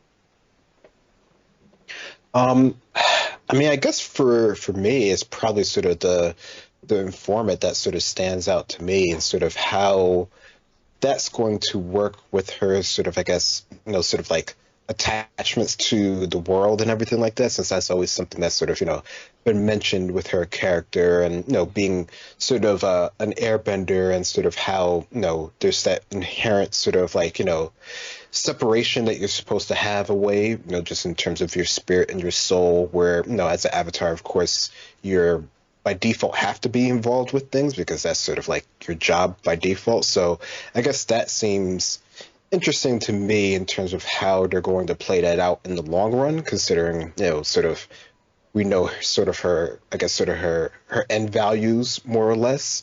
So that seems probably one of the more, I guess, sort of highlight points in this description. I mean, there's a lot that they're not saying here, so I'm assuming there's going to be a couple twists and turns later on for sure. Yeah, Kavik seems interesting. Like just based off the name, you'd maybe assume Water Tribe, just because they typically have a lot of K's, and the fact that it's like there's a V in there and another K, like it does feel Water Tribe. It could be like Fire Nation. They have like a few sort of like Kuzan type things going on, but it really interesting to see what goes on there, and leading into that, the idea that this might end up being like the first member of her team avatar, because in like the Rift she doesn't seem to have a team avatar. There's the Master Boma who goes with her, but it's unclear if like he just helped her on that one mission or if he's going to be around like often. That said, he probably might be a character we see in the book. um I'm interested in the fact that they say like as a singularly powerful avatar.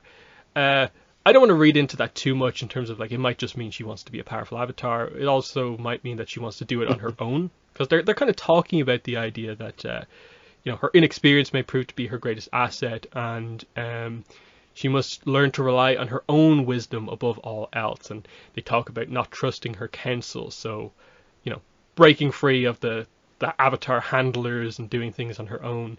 Because we know she's very wise, and from some of the teases from the Kyoshi novels, we know that she reads Guru Shoken and Lahima. So, she might not be at that point yet in the as we see her here, but I suppose that's probably the main thing here, is that we don't actually know what Yangchen is like on a sort of day-to-day, page-to-page basis. We see her as just the wise avatar in reflection, but we don't see the sort of maybe what's her character flaw type thing.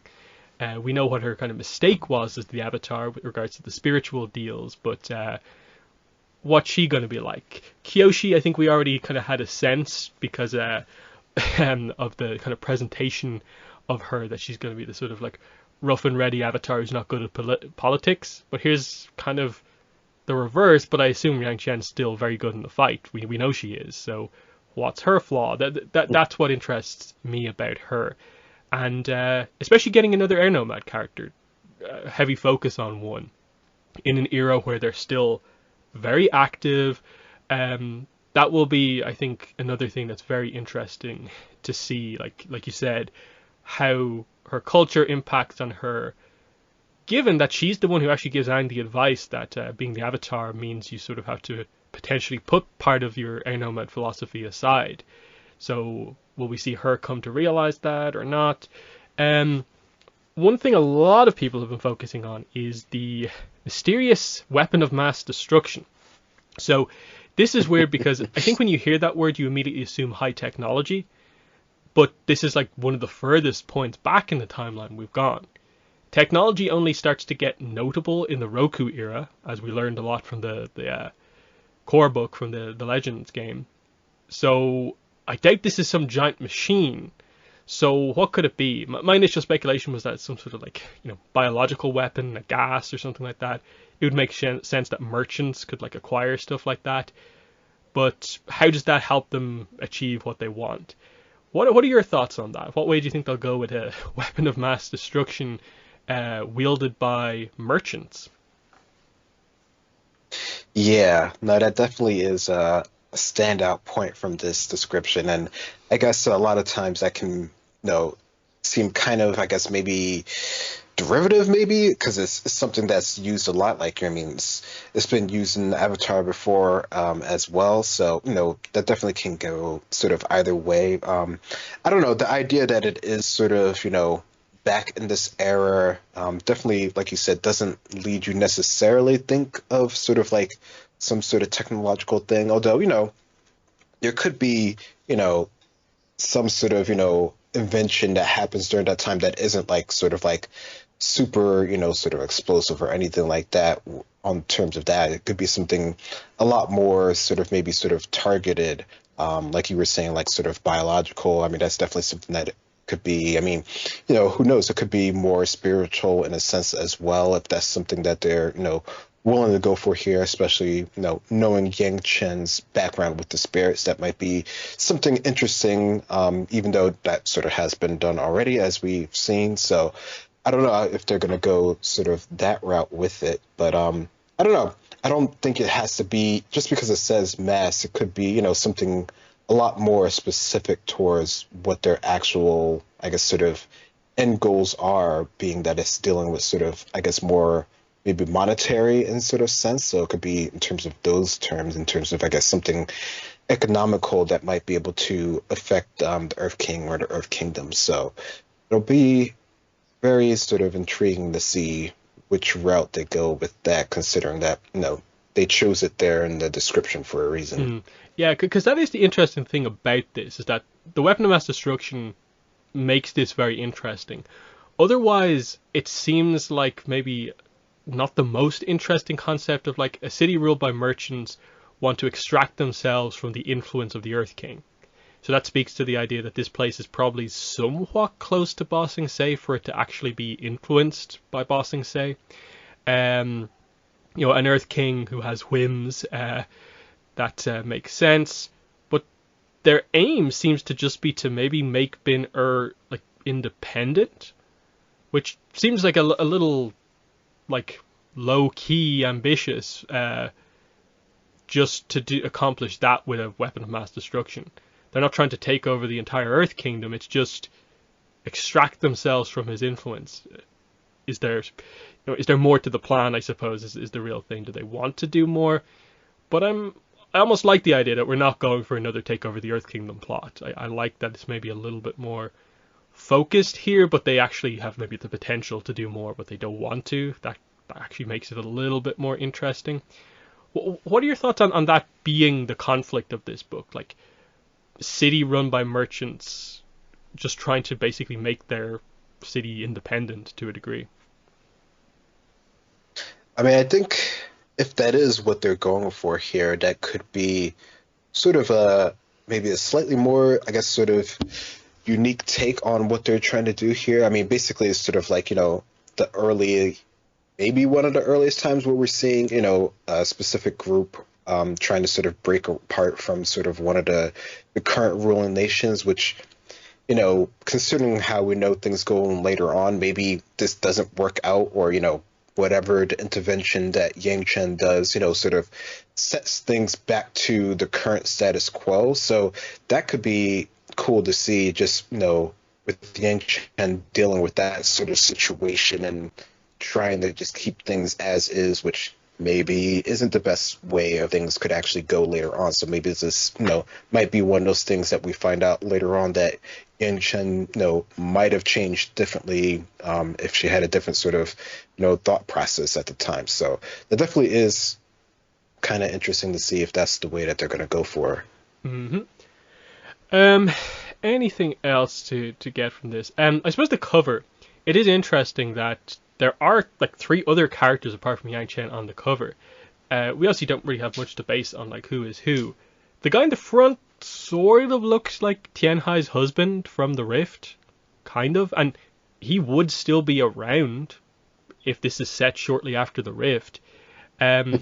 What is interesting though is that like that deal with Old Iron should be implemented at this point, where that old powerful city that he was the king of should be gone. So where is he now in all of this? And he's an interesting character because like he's a character who has a relationship with a spirit. That makes him sort of quite unique to Yang Chen, who is dealing with that concept. So I wouldn't mind seeing him again. It could just be maybe what one of these Shang merchants looks like, but typically the covers for these books have not featured many characters. It was like Kyoshi Rangi, now Yang Chen, and 3 others. So what do you make of the fact that they depict 3 characters in addition to her? Yeah, I mean, I don't know. For me, it just makes it feel like there's more, I guess, sort of, I guess, just sort of dealing with sort of people in this one, which makes sense based off what the description is so far with dealing with merchants and sort of the political sort of world at this time. So I guess it's really more focused on Yang Chen's sort of intervention with these people rather than just Yang Chen as the sole focus, which I think is, it feels like that's more so what we were getting, or at least what we thought we were getting from the Kyoshi novels to start with, especially for the first one. So.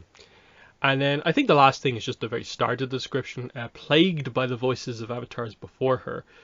My initial interpretation of this was that like, oh, so she's sort of being almost like kind of haunted in a way by like the voices keep talking to her almost type thing. Or are they just leaning into the direction of like, she talks to the past avatars but feels she just can't live up to them and she has like control over it? It's just more of a, she feels she's not a good enough avatar? Or is it actually like this unique way that she gets communication from the past avatars? What way do you interpret the use of like plagued by the voices of the avatars before her? That's a good point there. I mean, I don't know. I didn't really take it to be such that, she can't have any control over it. I mean, that might be interesting, but I don't know. It always feels like that's more sort of like an internal sort of struggle of measuring up. I mean, like, I don't know. It'd be interesting if like she was communing with the past avatars and they were like berating her on her choices or something like that. Sort of like Aang and Roku and sort of that situation. But I don't know. I don't really feel like that might be the best way to go about it. I mean, I think, based off what we've seen of Yang Chen so far, it seems like she, definitely just already herself is really sort of, trying to figure out how to do things and sort of doubting herself in that sort of way. So I would take it more along those lines. And it could also just be that they're just sort of trying to just lean into sort of the highlight of just, the past avatars in general and just sort of, how that just affects, the next avatar in general, Mm. just sort of the whole idea of that Mm. concept. Uh, I still lean in the direction of like it being some sort of a thing where it's like she has a unique dynamic with the past avatars, like kind of like they went into with Kyoshi, where like she wouldn't allow communication with Karuk, so he had to force it, and they played on that. Just because it specifies for like as long as she can remember, which speaks to like they were talking to her from since she was young, and maybe couldn't do much as the Avatar. I don't know. It's interesting because a lot of people are hyped for this because we there's an expectation we'll learn more about past avatars. Like, okay, Zito is now the one before her. We know a bit about him, but it's very much kind of almost like Fire Nation propaganda, almost like just how good he was, and just how good he was like Yeah. for the Fire Nation for the most part. They mention he was a diplomat, but they don't specify what exactly he did for the other nations. So I'm wondering, will they present sort of like the weakness of Avatar Zito? Like, was it just that he was too Fire Nation focused by being part of the government, and maybe missed out on some stuff related to the other nations? And with other avatars before that, like Salai, I'm assuming because it's the same writer, we'll get more on Salai. Because in Kyoshi, it was like to Kyoshi, the great avatars from before were Yang Chen and Salai. To Yang Chen, it would be, I guess, Zito and Salai. So I'm hoping we get that and maybe other avatars. Because if she has like communication with multiple avatars potentially, I guess it means we're gonna at least learn about like one or two of the ones Yeah. before her. So how much do you think they'll go into on past avatars with Yang Chen? I mean, like you're saying, because it seems like that is a focus, I can't see them not bringing it up to some degree. I mean, I wonder how much it'll be like, like you're saying, like if she does have a unique sort of connection with it, will that be sort of, sort of the precipice for her having a lot more communication with them, or just because she's trying to like hold them back, does she, is that sort of, I guess, sort of trick or whatever that they're sort of trying to focus with her character in the past avatars. So I think there's definitely going to be a good bit about them. I don't know how sort of much of them, of course, but it definitely seems like it's going to be a focus to some degree here, especially just with her sort of trying to become her own sort of avatar, have her own sort of wisdom above all else. There's going to be some push and pull there regardless. Yeah, I'm almost wondering, like, might they go for some sort of a thing where she has some weird connection where, like, she almost like she inadvertently like communicates too much with the past avatars. Like they keep like just like coming in and Mm-hmm. like commenting on what she's doing. Whereas like for all the other avatars, they have to like specifically seek out like specific times almost to talk to the past avatars to get pearls of wisdom. But like, what if she has a situation where like she's Zito's like commenting on everything or something like that, and she kind of can't turn it off because she is naturally spiritual, and that leans into the whole idea of she has to like rely on her own wisdom. Um, that would play a little bit on the sort of Roku Ang from the Promise style thing of like his Yeah. advice works for his era but doesn't fit the current era type thing. But we'll see. The fact that the book is out so soon means that only in like a few weeks, I guess, we'll have our first like excerpt from this. Like I think it was like I think the dates for the last Kyoshi novel work out where like the book also came out in July. We got excerpts in May, so we'll have news on this pretty quickly. So that is good. Last topic for the episode is that we did get the Wan Shi Tong Adventure guide. So this is the extra book on top of the core book with the Legends role-playing game. It does have new information in it. It's a bit weirder how it's done here. It's a lot more scattered. There's not really like a settings chapter here. There's like a Wan Shi Tong chapter, Legends NPCs, and then an adventure for each era. It's weird because most of the information comes from the adventure books, which it's very weird how the information works in them because it's canon, but then the end of the story is forever sort of non-canon because you have to play the game, and it could turn out anyway. So it's kind of weird. Um, I suppose we'll just quickly give some overall thoughts because I don't think we'll be spending too much time ultimately discussing this book. Overall, what were your thoughts on what we got from this adventure guide? I mean, I think overall, I mean, in terms of like, of course, the main purpose of this guide, I think it works really well. I mean, I think, the characters that they introduce are interesting. Their breakdowns of the ones that we already know, I think, work pretty well. There's like a couple nuggets maybe here or there of things that you might have like sort of forgotten, or that they're sort of, just sort of more emphasizing in terms of the characters. And then, when they do get into sort of the actual sort of like the actual sort of, I guess, adventures that they have for each of the different eras. There's definitely a lot to them. I think, like you were saying, that this one is definitely formatted in a way that more is focused on sort of the gameplay, which I think, that's the main purpose of this. So, of course, that's what they're going to focus on. So, from our perspective of looking towards, sort of the interesting bits of, story content in terms of that, it's a little bit, no, I guess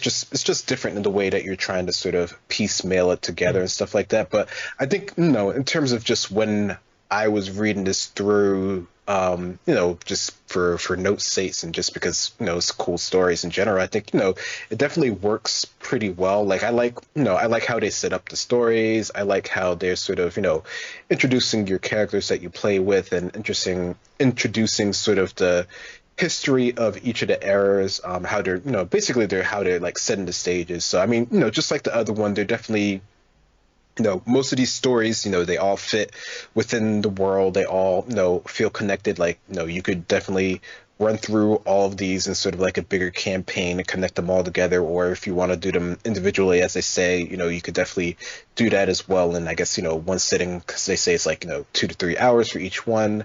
So, it definitely works in terms of what they're going for. So, just reading through it, I definitely, enjoy seeing their stories and how they want to sort of start things up and, how, you as a player and your group of friends or whoever, can decide the final outcome of the stories and how, some things can work out and how you can like, cause, specific events to happen that will like alter things or what do they call escalations, for the different sort of, scenarios that come up. But yeah, no, I think it definitely works overall pretty well, and they definitely do a lot in terms of like setting the locations and the different, I guess just sort of events that actually happen throughout each of the different ones. So there's definitely, stuff that you can pull from it just from a pure just sort of like reading stance, even if you're not trying to sort of like decipher things.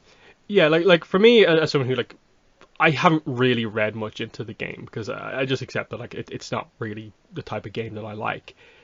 I'm only really here for the new information. It's a lot more scattered in this one to find the information, and I will say that like I really am not the biggest fan of how sort of new information is presented in the adventures because it's so back and forth as to when it's setting and then when it's game and what is actually like canonical and what isn't, and then the fact that we'll never have like I suppose like a canonical ending to these stories makes me sort of question how much we're even meant to care about them. And I really do feel they should have included canonically what is meant to happen. I think it's most notable in say like the Korra adventure where like actually something significant happens to Varric and you learn stuff about Varric, but then the ending of the story is just like, and this incident resolves itself. Because that's all you can ever say sort of canonically about it because the game deals with the details. And I just find it very awkward to try and pick out what is important and what isn't from the adventures. It feels like you have to go through a lot of effort reading it to pick out minuscule pieces of information, and I'm not the biggest fan of that. As someone who really likes the lore and the minor pieces of information, this just feels like a little bit of a slog. Like in terms of trivia, when I finally get around to doing another trivia, I'm going to feel so unfair if I'm referencing stuff from the adventures in that case. And I like referencing the kind of deep lore stuff. I think it just feels like, oh, I wouldn't wish it on people that they have to like go through that stuff in detail to find like a notable piece of information. I just wish it was presented a little bit more clearly overall. But we'll go through it here. The one thing we were promised with this going in was that we would learn new things about Wan Shi Tong. While that's technically true, in the entire Wan Shi Tong chapter, which there's quite a lot of text in it, we really learn very little. My takeaways from this are that one, in the Kyoshi era, he deals with the tribes of the Siwang Desert and actually gives them information from his library because he's in the same location as them. The Siwang people guide people to the library. In the Roku era, this creates issues where he sort of turns against the tribes because they're bringing too many people to the library and the knowledge is being misused. That's kind of interesting, just his interaction with the tribes. You then have to skip all the way to the Korra era, where this is probably to me the most significant Wan Shi Tong information, which is where we find out that post Book 2, Wan Shi Tong actually has a more favorable view of humanity, or is about to change his mind. That he views Unalaq as having gone too far, and Korra sort of saving the day and keeping the portals open is something that has led him to sort of make some different kind of changes. So things might improve, and that opens the door to Wan Shi Tong being a reasonable character going forward. But in my mind, that's really about it. There's adventure hooks for the library, but I don't think they're too super interesting overall. Like they mentioned, like a group of Daofei for the Kyoshi era hook called the Paper Knives. The Roku era hook revolves around like ancient war machines that have plans in the library, which might actually have like some like thing with the Yangchen stuff of like, okay, war machines back in these eras, kind of interesting.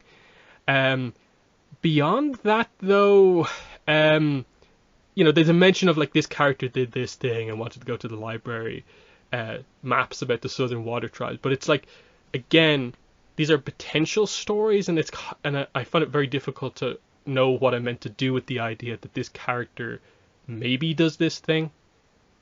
And I just always kind of come to that with a lot of this stuff. But what are your thoughts on the Wan Shi Tong chapter? Did you find anything else that was unique or that was new to you about Wan Shi Tong? So I definitely did have highlighted sort of current, I guess, sort of views of Wan Shi Tong on humans in general, because I don't know, it's interesting when you read through it, you're like, wait, is that new, or should I have known that already? Did I like miss that before? So no, I think those things definitely did stand out to me. I mean, I think, there are other parts of this where like between each of the sort of like era sort of stories, there's like a little bit on sort of like Wan Shi Tong's like perspective of sort of each era, in addition to what they have in sort of the chapter, and that sort of cues you in on to like, I guess, a little bit more, though I guess like everything else is sort of like, how are you supposed to take it? Are you supposed to take it at like sort of as sort of face value, or are you supposed to just sort of keep this overall?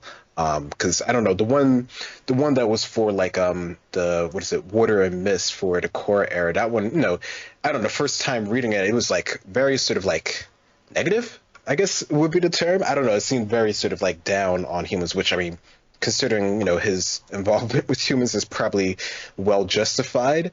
So I don't know, there's some things like that I found, I guess, sort of intriguing at the very least. But yeah, the whole idea of Wan Shi Tong now is sort of, what is it, the line is re-examine some of his beliefs on humans.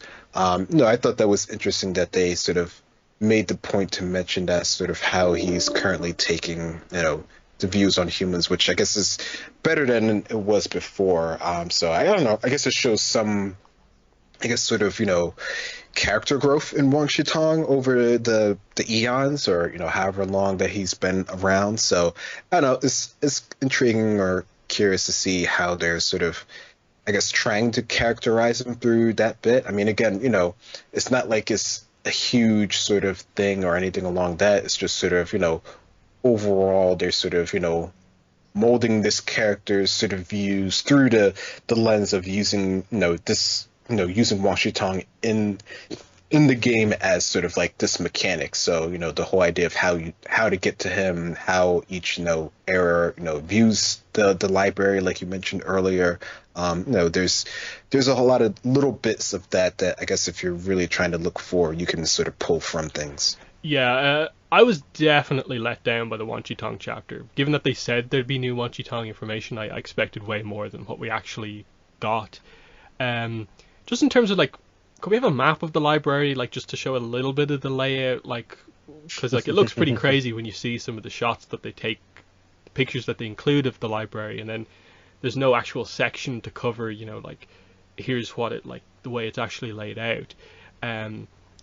Again, it's one of those weird things where they really go back and forth between sort of here's sort of settings, and then it's right into like gameplay mechanics, and then settings comes back out again. It feels very add-on-y, like not that not too much time was spent on it. So that's that. The NPC Legends was obviously the thing from this book when it got released that was actually the most exciting. No one really talked about much of the information from the book, but everyone was freaking out about like Rangian official style art, official like Katara, Sokka in their like Promise era designs. All these pieces of art are really, really nice to see. So that's all cool. Again, the descriptions are nice, but for most of the main characters, there's no new information at all in them whatsoever. So the Rangi stuff, there's nothing new apart from the nice piece of art. The Takukak one is actually the most interesting because his history is a more heavily fleshed out version of what's in the settings chapter. It's still the core of what that's about, and this relates to the fact that he's here because he's like one of the main characters in the Roku era story. So we'll get to that when we get to it. They do include a little bit on each of these characters, like this character as a teacher, but it's mainly just like sort of them taking the character as they know them and just sort of saying like, well, you're going to encounter this character as a teacher in the game. This is how they'd act. So it's not really super interesting. There's Long Feng here. Azula, again, they don't say much more about Azula. The Katara image is nice. Sokka image is nice. Another Suki one is good. Toph, Ty Lee. Again, there's certain characters people were wondering like, why wasn't this character included? We know there's going to be 2 more books, so we're assuming the likes of like Mako, Bolin, Mei will be included in those ones when they get to them. Zuko image is kind of cool. Asami, Kuvira, Tenzin, Varric. Interestingly, I do wish they had incorporated the stuff that's actually in the adventure about Varric into his history here, because that's actually probably the most significant, I think, thing from any of the adventures in terms of like stuff that I think most fans would actually find interesting from what's going on here. But do you have any thoughts on just the new images of the characters and these histories that we get on them as the legend NPCs? Yeah, I mean, the images are great. I think, that's like you mentioned before, that's something that's, I think a lot of these have been shared online already in various different places, especially Rangi, of course. Like I saw that one pretty quickly in terms of when this was actually released. So no, I think, the designs are good. I think, they fit the style and everything like that. The descriptions, like you said, there's not too much extra in them, really. I mean, I guess it really just focuses on which makes sense. It focuses on how they're going to be used in sort of the game's sort of mechanics. So I don't think I had anything really that stood out to me in them specifically, since, they're really just sort of recapping what you know about them, not really adding anything to them for the most part. Mm-hmm. After that, there's like kind of a lot of gameplay stuff. They go through the new playbooks for characters, which again have some nice new pieces of art, but they're not like canonical characters, but they look cool. Which brings us into the adventure guides. So the adventure books. So the Kyoshi Era one is called Earth and Root. Um, my general opinion on the adventure guides is that I think the Kyoshi Era one and the 100 Year War Era one are a little dull. Like they're not the most interesting, and the other three are actually actually quite good. I think the Roku and the Korra one are probably the best, and the Aang one is kind of a little bit in the middle. Um, Again, I find it very difficult to know what to really kind of pull out of these. The core of the Kyoshi Era one is that Fire Nation Ambassador has two of her children kidnapped by Dao Fei. Rangi is involved, but reading through the thing, they basically beg you to not use Rangi much in the story. It's kind of insane, like the amount of times they go through. Like, Rangi should start the story and end the story, but she might get involved in the fight. But please don't use her in the fight, and especially don't use Kyoshi. Like, it just feels like, okay, no fun then. Okay, we'll just focus on what's going on here. Um, this is kind like the interesting things here are like they introduce a new group of Dao Fei, the Fanged Mercenaries. Um, you get introduced to again a couple of new characters like the Ambassador, and you have all these different groups. There's the Anti-Corruption Task Force, which is why Firebender guards get brought in, and again they never really commit to like what exactly happens here because it's up to you who actually kidnapped them, not the game actually saying who kidnapped them. So it's very hard to make an opinion on like canonically how you explore this. The fact that again none of the notable characters are really too involved in this story, I think tells you a lot about how much of importance this actually is. I think the Kyoshi one is probably the weakest one because it really just feels like it's like an incident in Bossing Say, and there's not too much going on that particularly stands out to me. Anything from you on the Kyoshi era story?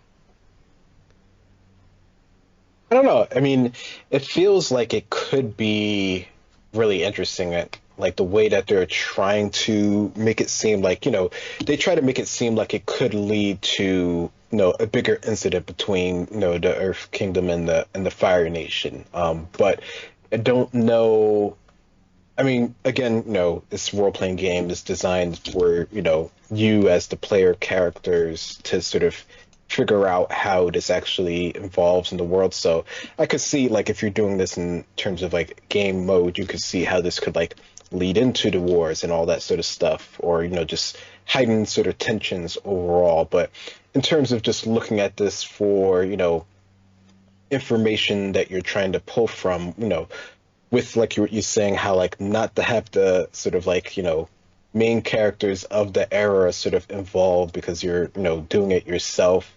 It kind of like it seems like they're kind of pushing it to the side in that sort of aspect. So pulling from it what you will in terms of like what are we actually going to learn from it, like how much of involvement is Rangi really having involved with this sort of story, or how much can your characters or you would take from this in terms of like learning different things about the world this time. Like I don't know, there's not as much of that there. Like the whole idea with like the Dao Fei, it seems really cool. Like those are like the highlight of the Kyoshi novels, right? So like having them in here seems like a great sort of like plot point, especially since they try to mention that this sort of like has relevance to the characters, or like the second command of the characters that we've seen in the novels. So like they have that sort of like loop back to the novels there to try to add more like emphasis emphasis into the story.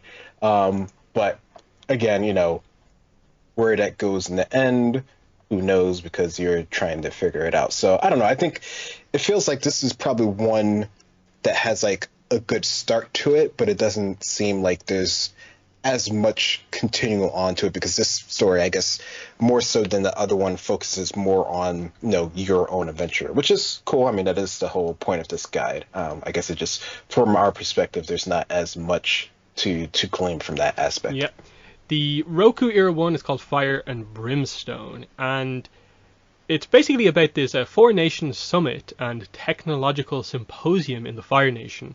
A big meeting of all these kind of high ups discussing like technology and stuff like that. And crates of meteorite metal get stolen from the Fire Nation, who I suppose initially have it.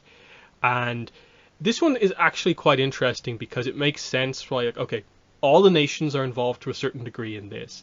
So you have like an air nomad character who is interested in the crate because there's actually a spirit like attached to the meteorite metal. It was attracted to it, which is interesting by itself, suggesting some sort of like spiritual property of the metal.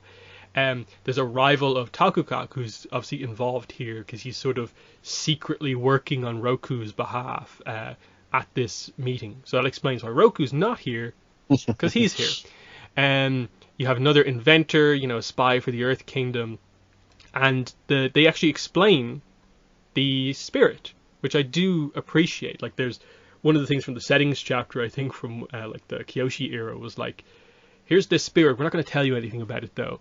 At least here they actually explain that it's this spirit who's actually quite small, attached in or around the metal, but they have sort of like a chaos track, and as things go wrong and violence happens, it leans more towards becoming a dark spirit, and this will cause a massive rampage if it turns into a dark spirit. And again, it's hard to go further than just the initial setup because everything else is kind of more fluid as to what actually happens in the story, because they never commit to who actually stole it and what the actual result of it necessarily is, in that there's a lot of other characters involved who are like the more minor characters. But this one's cool just because there is involvement from all of the different nations, and the different dynamics are actually quite good. It's in the Fire Nation capital, and effectively like this expo type thing going on. I like this one. This is probably one of my favorite ones. I think the core one is overall my favorite, but this one's quite good as well. What are your thoughts on this Roku era story?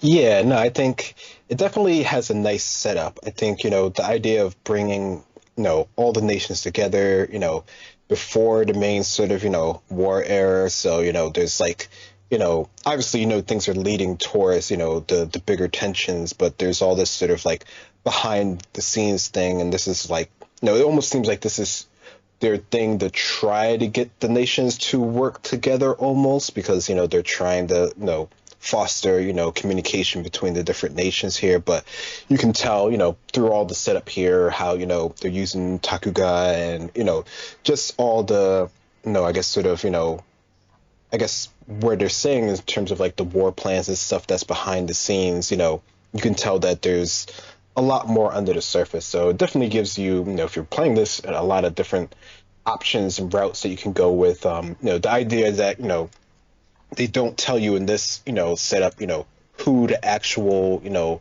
villain or who's the actual adversary between the actual theft here. There could be many different outcomes, that's like an intriguing idea on its own as well. So no, I think it works well. It definitely is one of my personal favorites as well. I mean, I think for me, I like the involvement of Takuga in this one, just in terms of like him, working for Roku, but also working for his nation as well, in terms of being, sort of a spy and sort of, having both of those allegiances. I think, I don't know. I think for me, out of this, it made him seem like a really more interesting character, how he was sort of like not willing to be, Roku's teacher in the first place. And now they have, more of this sort of relationship, but it's still not sort of like out in the open as sort of like, this super huge relationship that they actually have. So I don't know. I think that aspect definitely adds more intrigue to this than you would otherwise think of, just like it's just sort of a group of, the nations coming together and sort of trying to talk about things which, may or may not lead into anything in the end. So no, it definitely is a good one. Yeah, the Taokok stuff is interesting because they sort of seem to get across the idea that, like, they're friends because, Taokok trained Roku and like he actually lived in the Water Tribe for a while to earn that sort of privilege. But because of, I suppose, like when it happened, basically, because I guess Roku was kind of slightly older in a way going through his training. Like he can't just be a member of Roku's team Avatar. Otherwise, like Roku ends up kind of having this group of like high up political people, and he kind of can't really be seen to have like all these kind of political allies as such. So even though they are friends, Takugak has to take the approach of not coming across as if he's working for Roku, even though he kind of is. And then like you said, he has his own things with the just the Water Tribe connection in all of this. I do really like that idea that, you know, in a way, like Roku kind of like doesn't, or maybe like never had like a team Avatar himself, but his team work separated a lot or something like that. That's kind of cool. But the next one, the 100-Year War era story, is called Ash and Steel. This one is basically a Fire Nation defector offers war plan stolen from the Fire Nation to Long Feng in exchange for asylum in Ba Sing Se. But the dynamic here, obviously, is that Ozai wants this person killed. Long Feng also wants this person killed, but he wants the information. So that's the kind of like twist in this of like, you know, no war in the walls. He wants the information carefully handed to him, but he doesn't actually care about the person. And like the team, the player characters have to sort of assist on the way. It's a little bit more sort of like, you know, basic to the point in that like it feels like it's one of the few stories you maybe can tell in this specific part of the 100-Year War era, which I think is overall one of the maybe more letdowns of the overall book of where they choose to set this era. It's so close to the show that it doesn't stand out as being the most interesting. But again, there are some cool like locations here in that they introduced like West Hayatao, a new Fire Nation colony. Zayadi sounds like a very interesting place. It's this like underground fortress, like right in the middle of the Earth Kingdom, that they use to sort of stay away from basically Fire Nation and Earth Kingdom patrols as used by rebels. A lot of this stuff seems really cool, but I'd like to see what that looks like. I'd like a visual on like what the idea of Zaddy is, because I think it's described as having like an Earth dome or something like that. That like you can find it through there, like underground. It's like a giant dome. Seems kind of cool. Obviously, Long Feng is your main sort of legend NPC here, but they also have the rough rhinos here.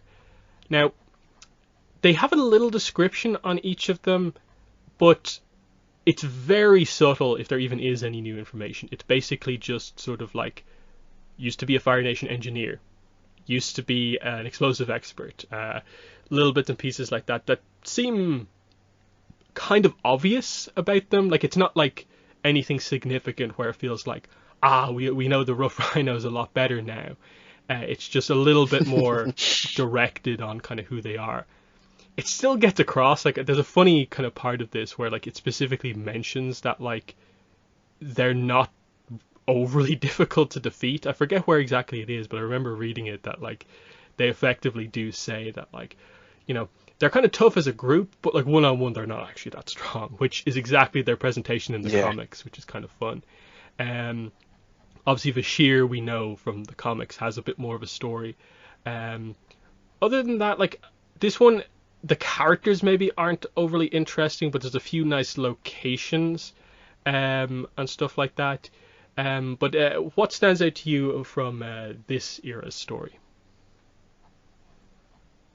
Yeah, I mean, I don't know. I mean, I like the idea of using Long Fei in this one. I mean, I think, you know, that would be something that, you know, fits his character, and the fact that they're trying to get this defector, who, you know, I guess even though the character is, you know, obviously generated for this, you know, story itself, you know, the idea that this character is defecting just because they're afraid of their life, not necessarily because they're wanting to do the right thing. That makes it, I guess, a little bit more interesting in terms of this. Like the person's not, automatically sort of like altruistic in their sort of goals here. They're sort of like in it for themselves.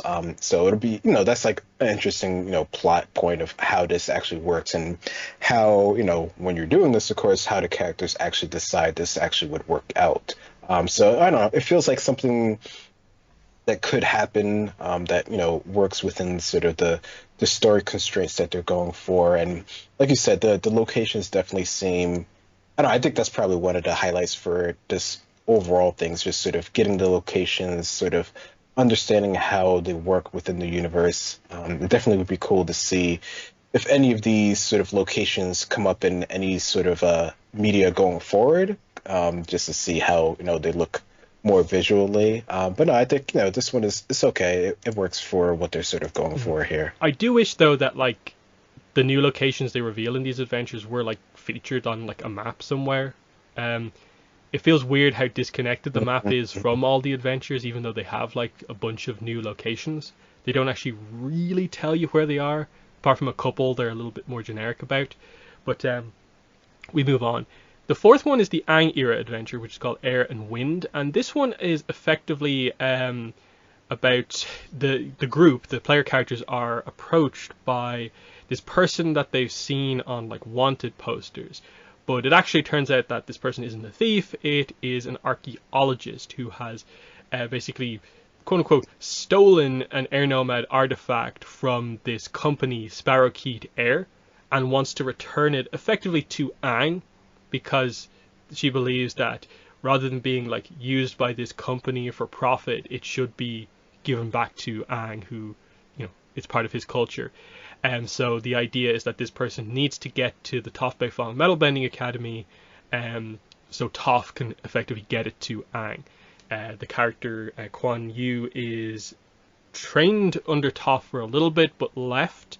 So they have like a little bit of metal bending, it's kind of implied. So they know Toph at the very least.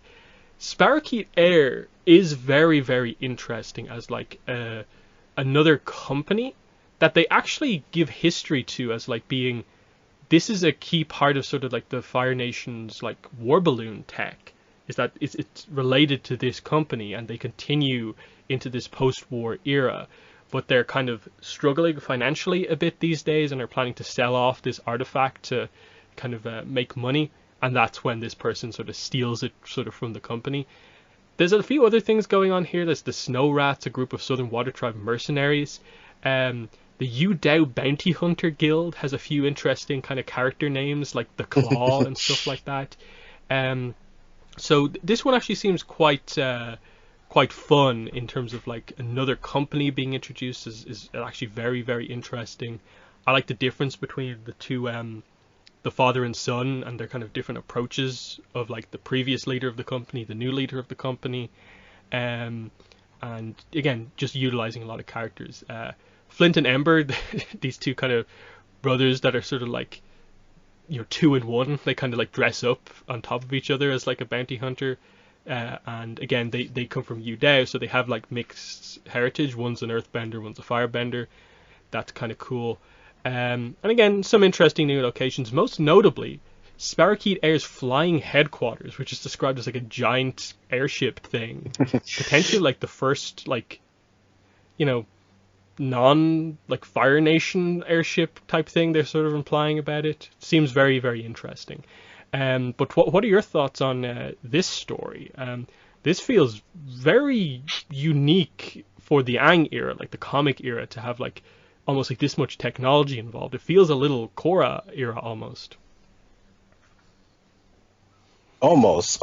It definitely has that feeling, or at least like the start of that sort of technology, which I mean, most of what they've said, here seems like it's all pretty, plausible. Like, they do have, airships and stuff like that. So, the fact that they could sort of develop sort of like an air HQ seems like it's something that could be, doable. But yeah, no, I think, the locations that they have set up, the sort of ideas of using the dirigibles, they even mentioned like the pump yard, which is one that we clearly know about. Other locations that they've mentioned, I don't know, I think this one definitely feels like it has a lot going for it in terms of like I guess moving the story along, I guess in terms of that. Just the idea of this is something that we're sort of familiar with the whole idea of the different artifacts and how those were used for the airbenders and after the war and during the war era. They don't say exactly what the actual artifact is. That's one of those things that you have to sort of like generate on your own when you're actually playing the game. But no, the concept of that I think works pretty well. I wish they could have given you some options of what that could be, just so that we could have more to go on it in terms of that. But I think for what they're going for here, pushing this sort of story through, I think it works. I think this one seems like a fun one that would actually play out. Yeah, I think like the book a lot of the times like it maybe suffers a little bit just because it does mention like use an air nomad artifact as like a plot point like in a lot of things. Like it's at least like two or three of the plot hooks for the in the core book, and it's used again here and so on. But it makes a little bit more sense plot wise here. Last one, Water and Mist, is the Korra era adventure, which is basically Varric has been kidnapped, and they introduce you to a former sort of like a person who like worked with him in kind of business, an inventor named Wakanai, who basically manages Republic City's water treatment plants. And then in the Varric section, like they go into this whole like past with regards to Varric, Wakanai, and this character San Ho, and how San Ho and Wakanai worked together to develop this water treatment technology. Varric came in to invest, but San Ho was sort of against it, so Varric sort of basically manipulated the situation to like oust him by like blaming an explosion on him. And so the actual person who's kidnapped him is San Ho under a different name, trying to get revenge in a sort of like symbolic way by also having him like go out in an explosion while also taking over control of like water treatment in the city. Very cool stuff here, in addition to like one of the more significant sort of new canon things, which is the sort of return of the Terra Triad, which is the one Su Yin was kind of involved with for a little bit, but like basically was sort of taken over, like incorporated into like the triple threats and what happened with like Tokuga, so we didn't really see much of them after that. But they're back now, backed by this character San Ho, under the name like Yinuo, which it's cool. Like they don't go into it like too much, but it is nice to see another triad get mentioned as being involved. And again, that's like quite a backstory for Varric. That's actually like a relatively significant thing about a notable character, of just covering like here's what he did in one of his previous deals to sort of gain even more sort of power. So showing the kind of villainous edge that like Varric did have. He's a bit different now, but this is what he was willing to do. It seems quite cool.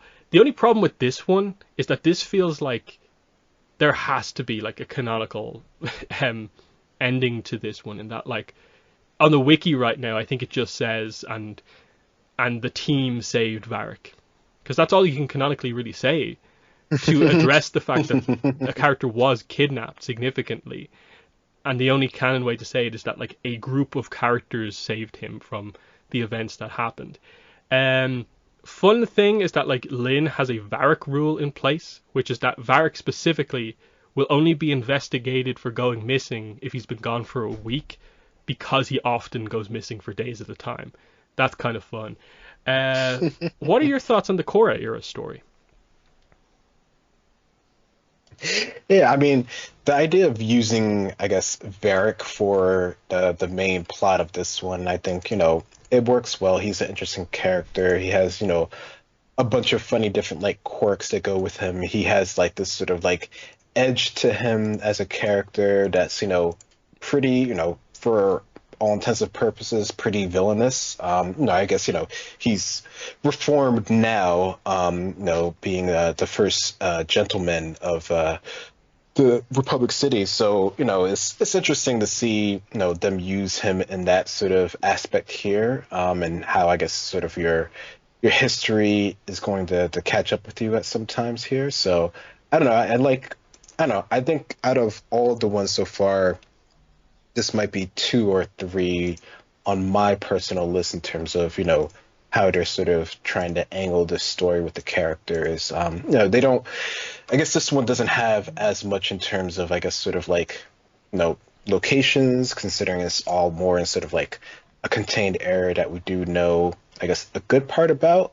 There are different ways. So they structure this one, like you were saying before, in sort of like a different way in terms of the actual, I guess, breakdown of things. And yeah, it doesn't, like most of these, they don't really have any sort of like, big conclusion or anything like that because it's all sort of user generated. I do get the point of, it would be nice to know how this one ends just because this feels really close to, everything that we're doing currently in terms of, or they're doing currently in terms of the story. So it feels like there might be like, I don't know, a way to have this more have like a more clear cut ending, maybe. I don't know. I mean, again, that's not really the point of this, but I don't know. They do a good job overall of just sort of, leading you along the ways while giving you these extra sort of tidbits of Mm. information. Yeah, it's it's just a weird one in that like this is the one that most obviously just feels like this is just going to be the way it is forever. That we'll just always know about this incident that is actually quite interesting related to Vag's backstory where he was kidnapped. Pretty crazy thing. He actually went missing and we'll never actually get the answer to what exactly happened. Um, because I can't see really anything where they ever would give the answer to this. Like, it would be weird to reference this in a comic. Even in a novel, I think it would be weird to reference this, like make a reference to like flavor text effectively from the Legends RPG game. So it just kind of feels like it will just forever be he got out of the situation, which is kind of weird and makes it just kind of feel like how important really is this ultimately? But at least the main thing is just that we know a little bit more history on Varric. That's probably the main takeaway here. Um, Yeah. so it's interesting overall. Like I enjoyed reading through it, but I am glad we do have like a novel announced now, and so we know kind of where we're heading going forward. Um, I'm still interested in the other books, like whenever they announce whatever's going on with, like, say, the Republic City book and the Spirit World book, because I assume they will have to have more kind of slightly fleshed out settings chapters to cover like areas, triads, pro bending stories, like how that works if you want to tell a more specific story in Republic City, and they really do have to flesh out stuff with regards to the Spirit World in terms of maybe covering locations, types of spirits, characterizing, some of the bigger spirits that we do know about. So there still is potential for more to come out of this Legends stuff. Um, but at least for me, it is going to, I think, take a very long time for me to fully, take the information from, especially the adventures in this book, less so the setting stuff, which I think I've already sort of like taken in already to my sort of repository of knowledge. I keep needing to read through the adventure guides to take the information in because it's like each adventure is like 20 pages, but the important information is only on like a handful of those pages, and just trying to figure out what's notable, what's not. That's a bit interesting, but it was cool to get this, and I'm still excited to get like the physical items when they start shipping that stuff out. But yeah, I guess final thoughts Yeah. on the Wan Shi Tong Adventure guide. Yeah, I mean, I think overall it does, a good job of its, I guess, original intended purpose of, giving you these story hooks, setting up, the world, and it does give you, if you choose to read through it, I think it does give you some, interesting bits about characters that you already know that, can sort of, I guess further your understanding of them. A lot of little things, as well as just, interesting ideas for, new characters that, are involved in the world to some degree. I think, like we were saying before, this is one of the ones that is harder if you're trying to go into like hardcore mode of what's actually canon versus what's sort of like implemented just for the sake of game mechanics. So might be a little bit harder to separate that. But I think, if you're going to be playing this, I think you'll be, pretty well set up in terms of, using any of these stories in your own sort of ventures. Some of these definitely could, some of these I could definitely see them being used in, other forms of media. I don't know, how likely that is ever to happen. Like you were saying, like, would a book mention any of these sort of like flavor texts or any of these little tidbits in their stories? I'm not really sure about that because you would have to really be into it in order to sort of glean from this, unless you're just trying to look at surface level from like sort of say like the wiki or anything like that. So I don't know. I wonder in terms of those aspects how much will this be relevant to anything going forward, including the next couple of books. But I think it's fun just to see another group's ideas on the mechanics of the world, and for the parts that are canon, because this is an officially licensed piece of merchandise, there is something to get from it. Yeah, it's an interesting because I've been asked a few times on my videos because I have done videos and all this stuff. Um, should I get this like when it eventually gets like a public release? Like people who haven't backed the Kickstarter, you can't back it anymore. So when it does get its like official like for purchase release, should I get this if I'm only interested in the like new content, like not interested in the game? So kind of like the two of us. And I find it very hard to answer that question because it really comes down to sort of, are you like us, like really hardcore fans, like you love reading through anything new Avatar, picking out the pieces of information, or do you just want the sort of substantial content? Because I do think for a lot of people, you should probably just read what's on the wiki, like about some of this stuff, or say watch my video where I recap some of it. That you don't actually need to buy this because you might be bored trying to read through it to find out what is new. Um, Especially when, again, when it comes out, like you're going to be paying like potentially 20 for a PDF or, 30, 40 for like the book when it comes out. It might not be worth it. So it really comes down to like when you look at some of this information, are you fine with paying that much for this much information or not? I'm fine with it just because I am like super into it. I like the merchandise. I like the fact that I am going to get physical stuff eventually. But I think a surprising amount of people probably just don't really need to get this because the new pictures of the characters are already out there. The information for the most part is already out there, and there's very little of it that I feel needs to be read like in full context because it is mostly like facts, like just directly quoted on the wiki and stuff like that. What would be your thoughts on that in terms of like a buying recommendation for this to people who only want the new info? Yeah, I mean, I probably wouldn't recommend it to people who are only into it for sort of the lore and the new bits, especially in, I guess, the Wang Shi Tong's one. I think, the first core book it felt like it had more to it in terms of if you were looking for it just for that. But again, the first one is, pretty long. So in the grand scheme of things, even if you were to just get the main core book, which is what, 306 pages, is probably like, a lot less of that, like maybe, I don't know, one fourth maybe, that's like actual stuff, that you would be interested in reading. And then if you're trying to glean just the like sort of like, new parts of it, it's probably like even less than that. Like, I don't know, I'm making up fractions right now, like 1/6 or whatever. I don't know. There's not like, if you're just looking for just for that, like you were saying, like the wiki sort of breakdown of it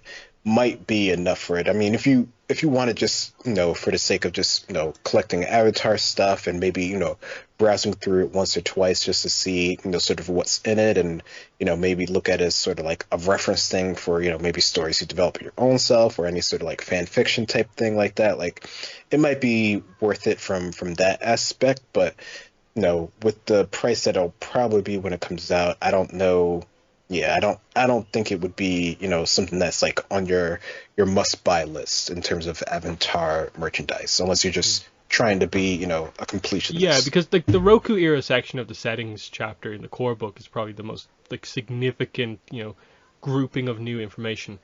And even that, like, I do feel like the experience is probably the exact same, just getting the information from the wiki or a video as it is just reading it. Um, because when they finally, I suppose, maybe do a Roku novel, I think a lot of the interesting stuff here probably will end up coming out just through the narration of a story that, Yeah. if it is eventually set in the Roku era. Um, so there's that.